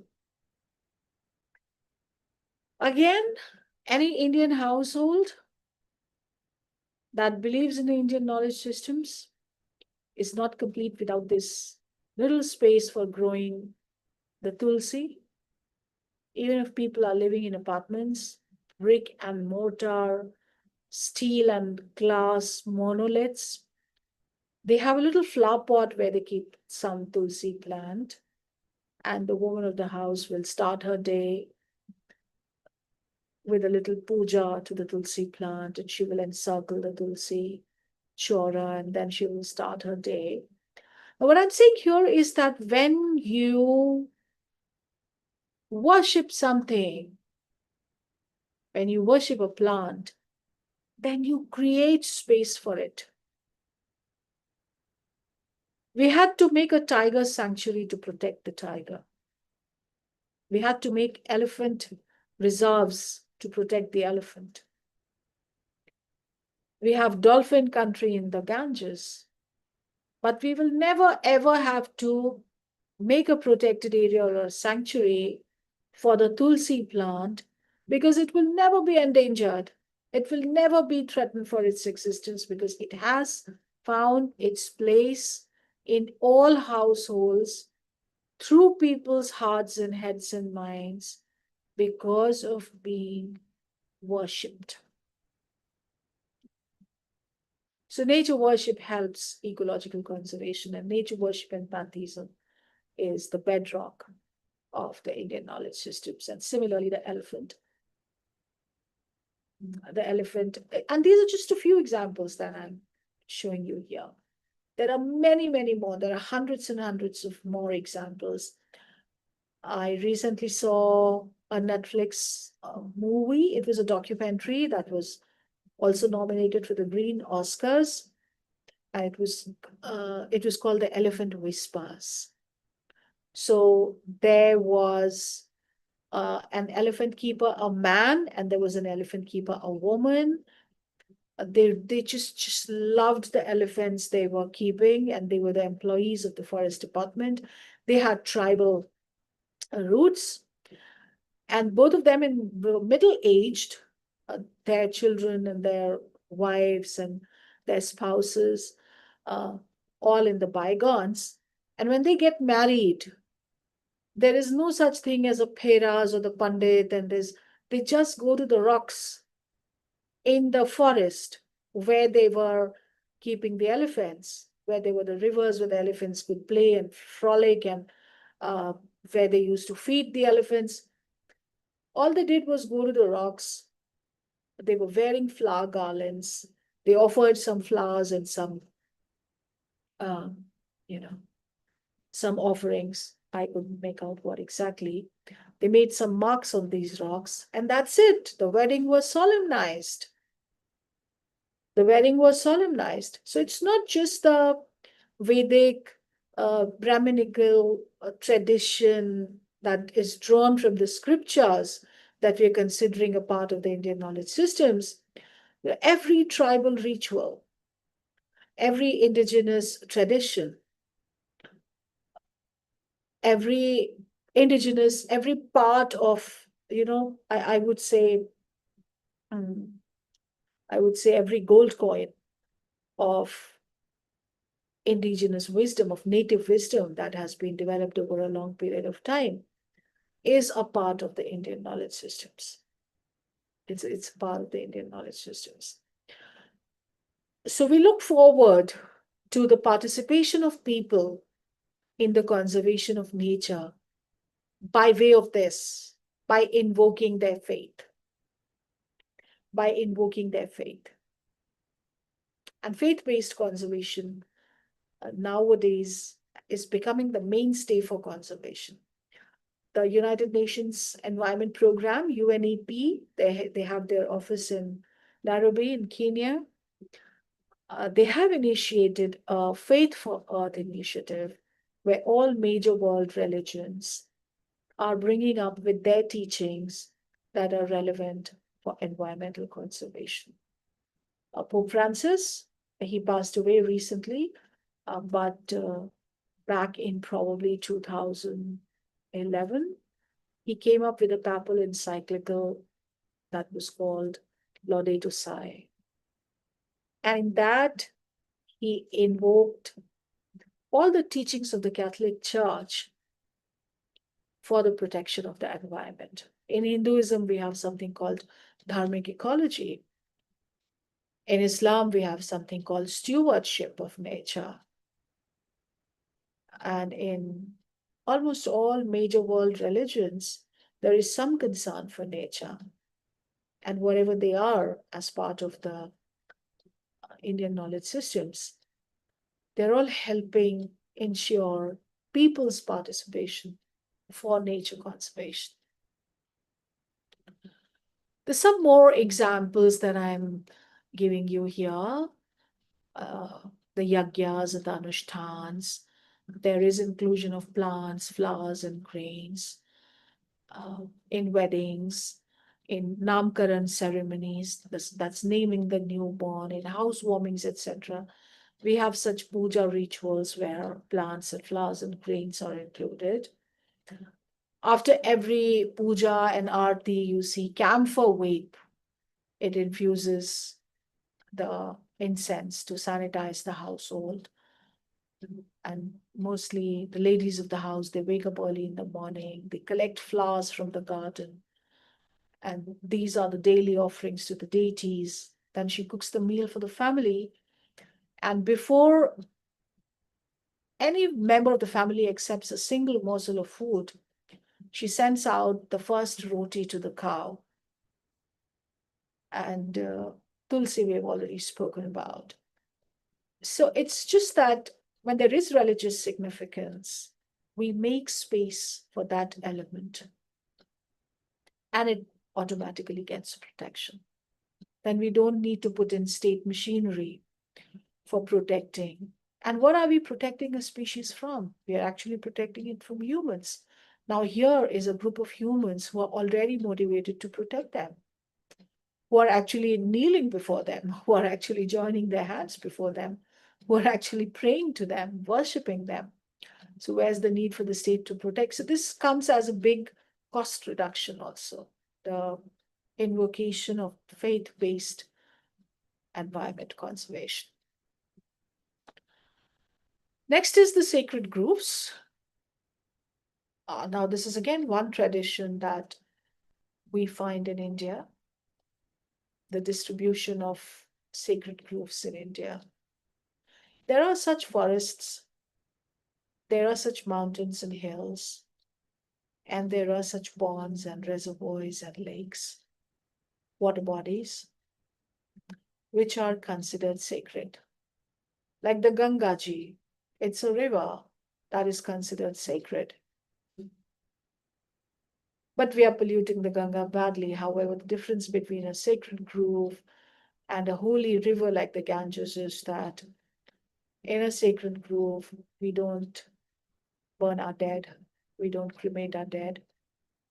From a sacred grove, we don't draw any resources, we don't take out any water, we don't take out any leaves, any woods from a sacred grove, and we don't pollute a sacred grove like we have been polluting the holy rivers, the Ganga and the Yamuna and the Narmada and the Tapti and the Padma, by sewage, by opening sewer lines.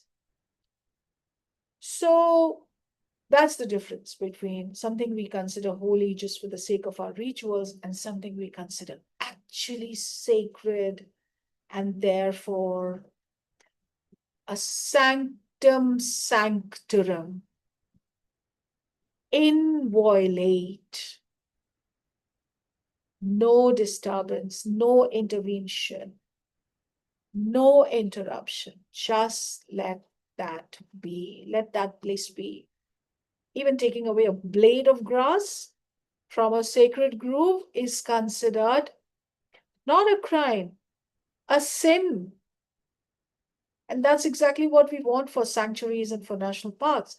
We don't want people to draw resources from protected areas. Ideally, from a sanctuary, even a blade of grass should not be taken. In the eyes of law, that becomes a crime. Regarding a sacred grove, in the eyes of religion, that becomes a sin, even to take a single blade of grass from a sacred grove. The two are very similar situations. But the difference is that for the implementation of law, you need a hell lot of state machinery, you need police, you need courts, you need advocates. But for the implementation of a religious doctrine, all you need is a dedicated heart. All you need is a dedicated heart. And we have dedicated hearts in favor of sacred groups all over the country. There are sacred mountains in Meghalaya, which is surrounded by pristine forests.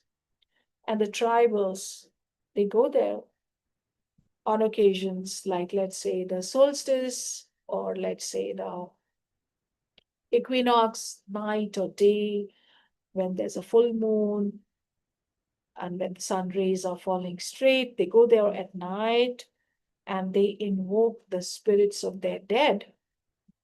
There is no deity there. They stand there and speak to the stars, but they go to the sacred mountain. And therefore, they protect the sacred mountain round the year. Because at that equinox day or at that solstice night, when it's a full moon, they plan to go there and talk to the spirits and talk to their dead ones, which is for which they are protecting this place. So you dare not build a factory there. You dare not start a mining operation there. You dare not encroach it for agricultural expansion. Because it's a sacred mountain, because the people of the tribes of the villages and of the forests will come here on that solstice night, on that full moon night, on that equinox day, and they will perform their rituals here. They do it just here, nowhere else. So we need to keep it the way it is. Therefore, even if it's the Adanis and the Ambanis and the Medantas and the Hiranandanis, we are not letting a mine come up where there is a sacred grove. We are not letting a factory come up where there is a sacred mountain. We are not letting an agricultural field come up where there is a sacred lake. So we have three types of forests: the Tapovan, Mahavan, and Srivan. The Tapovan are the forests that are associated with penance, where the sages and the hermits, they went to the forest to perform their penance, tapasya. And the saints and the rishis, they inhabited that place. It was called Tapovan. The Mahavan is the grand natural forest.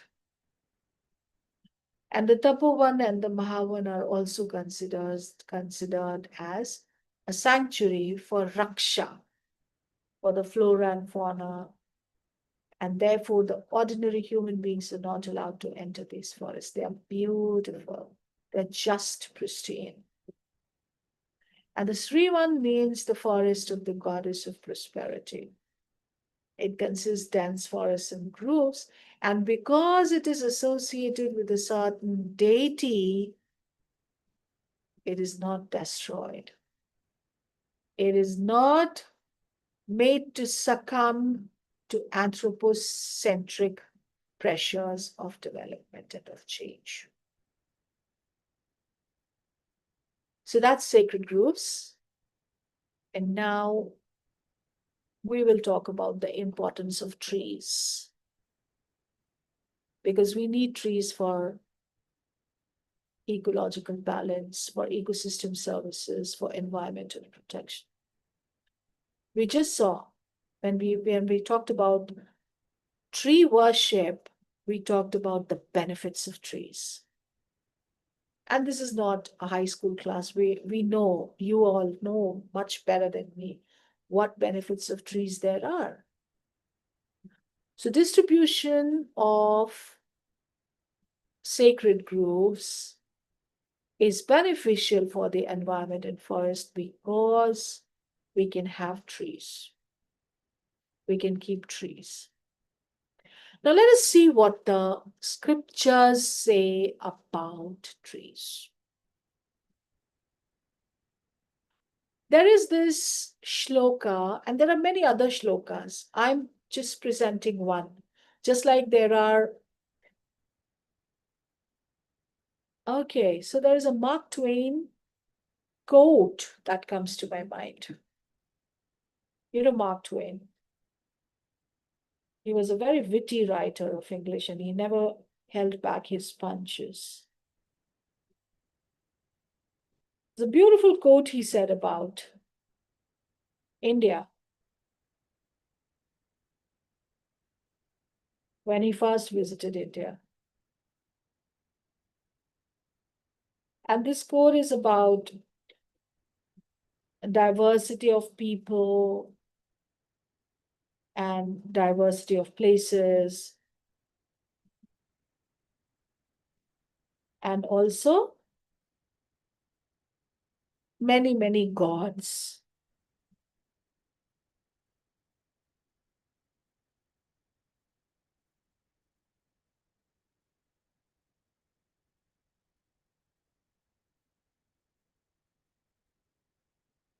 It says something like,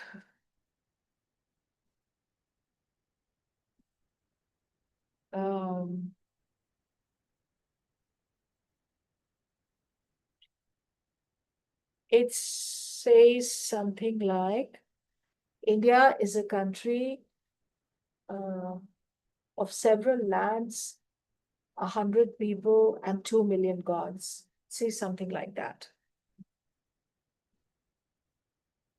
So I have spoken to you about just a few gods. But here,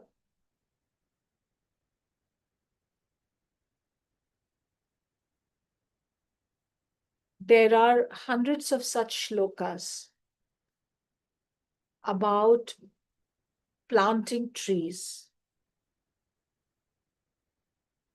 Just like Mark Twain said that this is indeed India, the country of 100 nations and 100 tongues, of 1,000 religions and 2 million gods. This is indeed India, the country of 100 nations and 100 tongues, of 1,000 religions and 2 million gods. So this has a lot of scriptures, and these scriptures have a lot of teachings about planting trees. So let us look at this beautiful, beautiful shloka. Dashakupa samavapi, dashvapi samohrita, dashhrid samahputro, dashputra samodrumaha. A pond equals 10 wells, a reservoir equals 10 pounds. A sun equals 10 reservoirs. And look at the last line. And a tree equals 10 suns. 10 suns. One tree. 10 suns. And these are the lines that I have quoted for you from the Matsya Purana and many other Vedic books.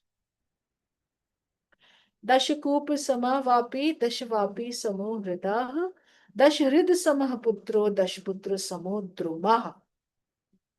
One tree is equal to 10 suns. Why will you not plant trees? And when you plant trees and you protect trees, then why will you not have a good environment? The sixth parallel between the Indian knowledge systems and the protection of nature is something very unique to India, and that is community conserved areas. The community conserved areas in India are regions managed by local communities to preserve biodiversity and cultural heritage, and they reflect indigenous knowledge and practices fostering sustainable conservation efforts. We can also call them CCAs because they empower communities, protect endangered species, and promote harmony between humans and nature. So there are a lot of protected areas in India which are set aside to protect flora, fauna, and to preserve local traditions, cultures, and practices. And these are called community conserved areas. So we have national parks and sanctuaries, we have conservation reserves, and we have community reserves. We have community conserved areas. Right? These are places, community conserved areas, where the flora and fauna of a place is conserved by the people itself, but they are also making sustainable, judicious use of the resources of that place. They are not just staying away. That's the difference between a CCA and a sacred grove. Sacred grove, nobody enters. Sacred grove, nobody uses. Sacred grove, nobody takes even a single blade of grass. But community conserved area, you are drawing your sustenance from the natural resources as per the age-old practices, but you are maintaining the balance of nature. But you are not destroying the natural ecosystem, because now it's a part of your local tradition. Now it's a part of your culture and your practice. Okay? So that's the difference between community conserved areas. And you are in Maharashtra. In Maharashtra is the model community conserved area of our country. It's a village in Maharashtra, and this is the model community conserved village, community conserved area. It can actually be called a village republic. It's in the Vidarbha region, in the Gadchiroli district. India's first village to exercise community forest rights. It's a tribal village, and it is often cited as a model of self-rule and sustainable forest management. They don't need the forest department. They don't need the chief wildlife warden to come and tell them how to preserve the forest, because the people there are living in harmony with the forest. It's the first village that is exercising the community rights over the forest. And now we have an act also. It's called the Forest Rights Act 2006. So if you happen to travel to Gadchiroli in the Vidarbha region, please visit the Mendaleka forest, the Mendaleka village. Mendaleka is a community conserved area. And these are tribal traditions, are very much a part of the Indian knowledge systems,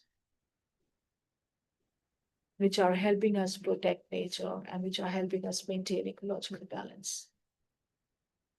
Now, since we are talking about communities, let us talk about a very special kind of community in our country. Not to say that these are the only communities that are found only in India. There are other very notable communities across the world. Say, for example, the Amish people, Amish, A-M-I-S-H, the Amish people in the United States are also very upfront in living in harmony with nature. They do not harm nature. They have sustainable agricultural practices. They breed horses. They sell milk, but they are maintaining sustainability amongst themselves, the Amish. In the same vein, not exactly similar, but in the same vein, we have the Bishnoi people, whom we can call the first eco warriors, because it's not just that they practice the principles of sustainability, but if need be, they also give a tough fight to poachers. So this was a community that was founded by Shri Guru Jambeshwar in 1450, and Shri Guru Jambeshwar lived from, just give me a moment.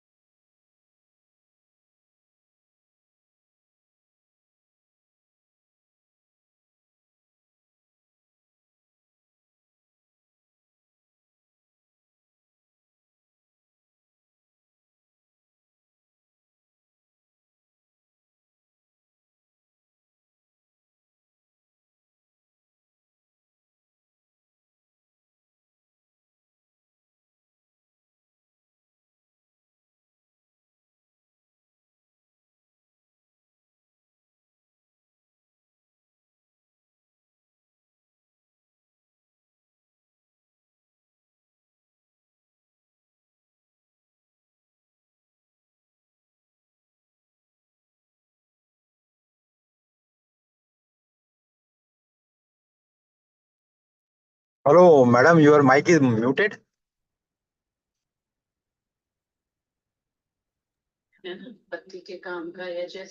Actually, I'm on a call. Okay, okay, okay. Just give me a minute.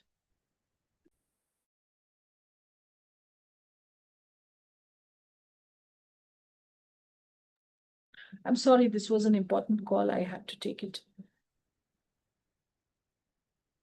Okay, so we were talking about the Bishnoi people of India, who are a community founded by Shri Guru Jambeshwar, who also gave a very tough fight when it comes to protecting wild animals and protecting natural habitats. They are governed by 29 niyamas. And these niyamas are their religion. Now, of these niyamas, 8 are for sustainable environmental practices, biodiversity conservation, and animal husbandry. Say, for example, they should use firewood without burning insects. Say, for example, cutting trees is banned. Say, for example, they don't wear blue clothes because at that time, the dye for making the blue cloths was obtained by damaging a large number of shrubs. And the Bishnoi women, they even let a blackbuck fawn suckle upon her if the mother of the blackbuck fawn is dead. They have such love for nature. Blackbuck, looks like a deer, the Antelope cervicapra, but it has permanent horns, doesn't have antlers. So this is also a very conspicuous feature of the Indian knowledge systems, in which we see the people governed by their principles and practices, in which we see such principles and practices that bind them as a community, giving a fair share to principles and practices that are for nature conservation.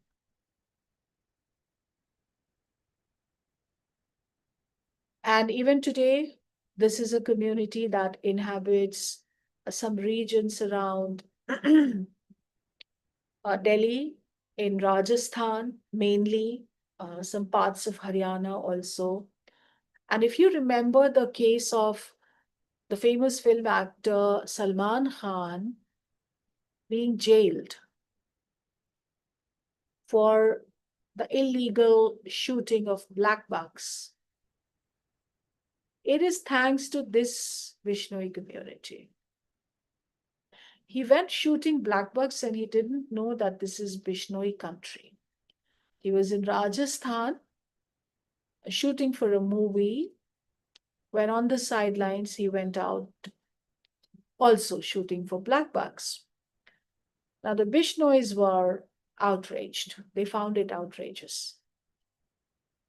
They found it completely outrageous. And they went to court. They collected money, fought that battle in court. And somebody as influential and somebody as popular and successful and famous and even rich as Salman Khan was even jailed. And this served as a good deterrence to the society, that black bucks should not be shot just for fun, just for game.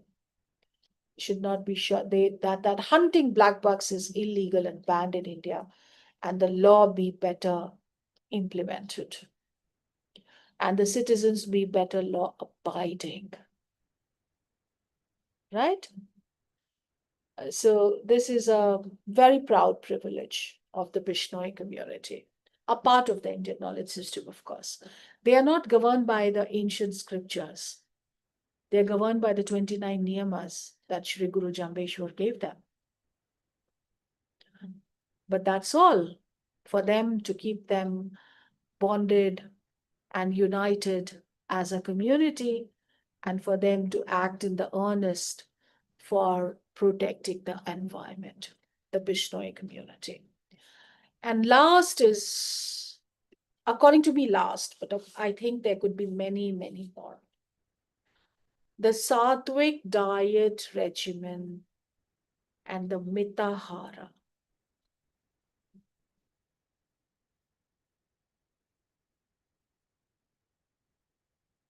Indigenous Indian traditions have too much to say about good food and bad food.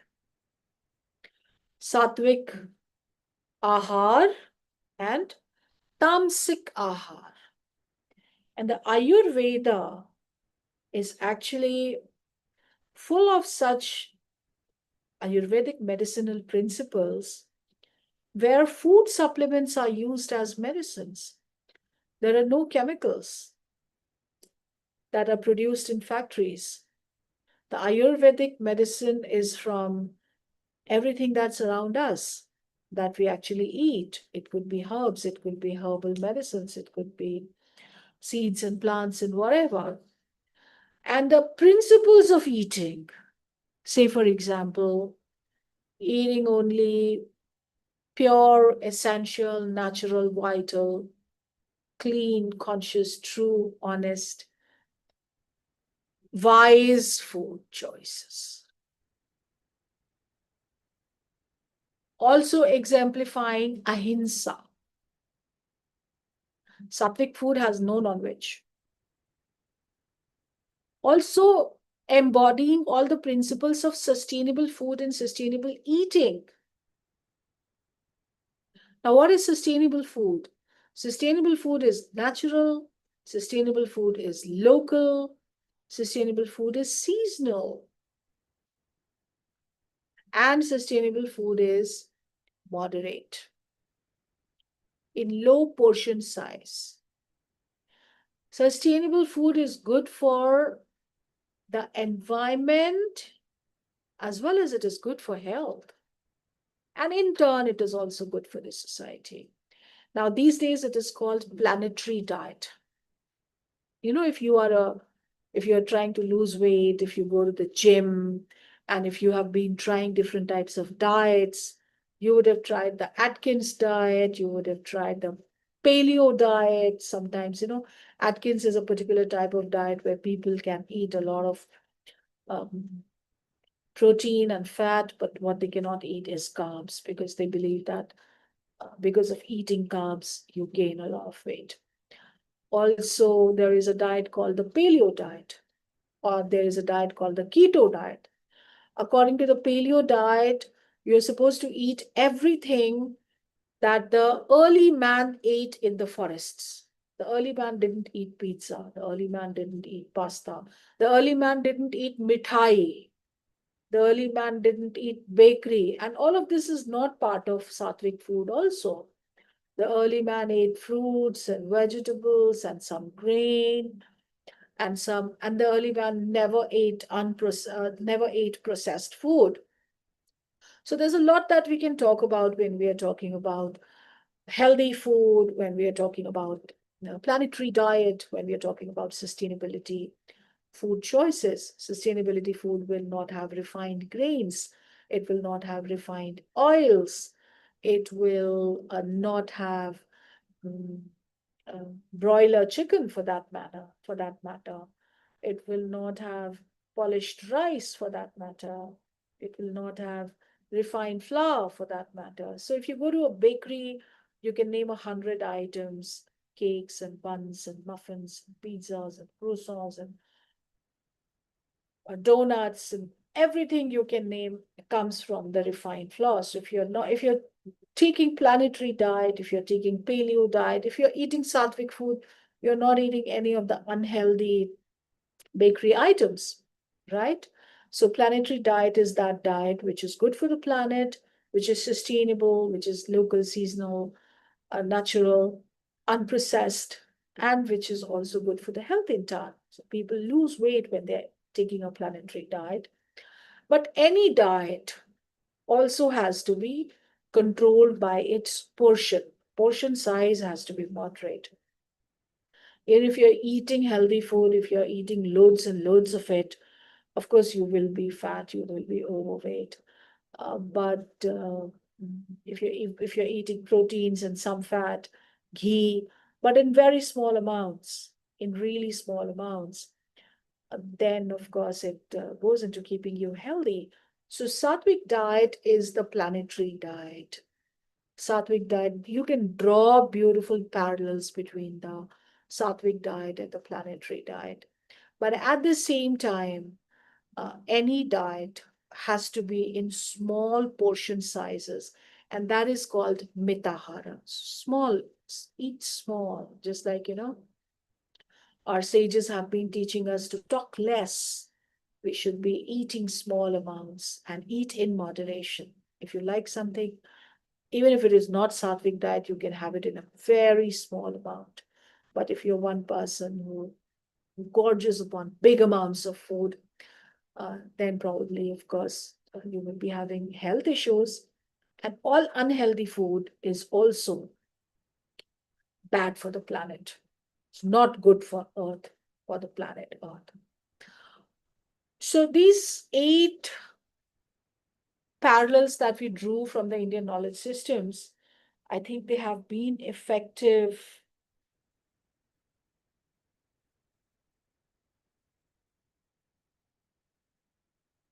I think they have been effective in, if practiced, they will be effective in keeping the environment balanced, safe, and natural. So friends, we as higher education teachers have a big responsibility. Based on all the 8 key points that we have discussed today, Vasudhaiva Kutumbakam, Ahimsa Paramo Dharma, nature worship, tree plantation, sacred groves, community-based conservation, eco warriors, and sattvic diet and mitahara. It is our job to take this to the students. The call to action is to encourage sustainable living practices and promote awareness and education in the Indian knowledge systems as part of the higher education that is our job, that we are practicing. We are not just teachers and researchers. I always say we are higher education practitioners. So I will end my presentation here with that conclusion, and I will come back to you, friends. If you have any questions, we can take up. Thank you, ma'am. Participants, if there are any questions or the queries, you can directly ask to Professor Basi, ma'am. Please, anyone. Ma'am, thank you for giving us nice insights regarding this IKS. And just I hope that if it is possible for you to share this presentation or the content in the PDF format also. Yeah. Yes, I will. There are so many things are there. Whatever now you are included in presentation, that can be again elaborated nicely, and there is a good need of all these things. Not only with the NEP saying that IKS we have to include, but whatever we are talking about that the world is going. So for the world peace, or we can say the sustainable development goals, and for the whole humanity, we need that these things should be taken to the next generation, so that we can all together adopt some of the good things available throughout the various countries and communities. Not only the Indian communities, also there are so many good practices, those who are promoting the environment conservation. Yeah. So with this we can just find the way to research that all these things and try to adapt in our lifestyle. So thank you for reviving all these things to your lecture once again. My pleasure. Thank you for your comments, Dr. Praveen Khandwe. And I'm so glad that you agree with me. And I'm very hopeful that you will take this message forward. Thank you. Anybody else? Yes, anyone else? If there are no more queries or the questions or the observations, we can conclude. Please, anyone. Ma'am, you are from which college? I was just joined a little bit late because I have also one of the seminar presentation at the university. I am the program director of the UGC MMTTC, Aligarh Muslim University, and my department is Wildlife Sciences. Nice to see. So in our Amravati region, their Merghat Tiger Sanctuary was there. Melghat, yes. Yeah, so there we are also observing all these things regarding the wildlife conservation, and then so many other activities are there. Absolutely. Nice to talk with you. Thank you. Absolutely. Tadoba and Melghat, I would love to visit these places sometime. Yes, I am actually from the Mega Tiger Project only. The Chikaldara village was there. So my school education, I have up to till 10th, I have completed from Chikaldara. And so I was also very much associated with this forest conservation, and then the activities conducted by the Tiger Project and wildlife sanctuaries. Yes, yes. So I in my memory, I am reviving all these things in school days and in college days. Yes. So we are observing these activities, and nowadays there are so many. These activities are now got the importance in today's modern era. Absolutely, absolutely. And it's great to think of the time you have spent in a national park, the best time of your life, actually. Yes, When yes, you yes. are completely surrounded by nature, by plants and animals, and living a life where you don't stay up at night and see the mobile phone because, there's no electricity, there's no, just some solar power for 2, 3 hours, then candles. So Yes. that of an experience is just spiritual. It's divine, I must say. And Mendha Lekha also, I talked about the village, which is the first community conserved area of India. I talked about that village again. I should say it's very, very inspiring. In Maharashtra also, now we are taking this community conserved forest. Yes. So I was associated with some of the Gram Panchayat. So there we have demanded the E-class land from the government, and then it was handed over to the Gram Panchayat. And there are few friends like me, we are trying to forest this environment, participate in environment conservation. So they have planted some of the fruit growing trees, then bamboos, and then neem trees, and they are also growing this for their cattle, whatever that feed require. and they are running that forest area, conserving that forest area very nicely. Wonderful, wonderful. Thank you so much for enlightening me with that knowledge of yours, Dr. Praveen. Thank you very much. Shall we conclude, ma'am, if you could permit? As you wish, as you wish. You are the master of the show.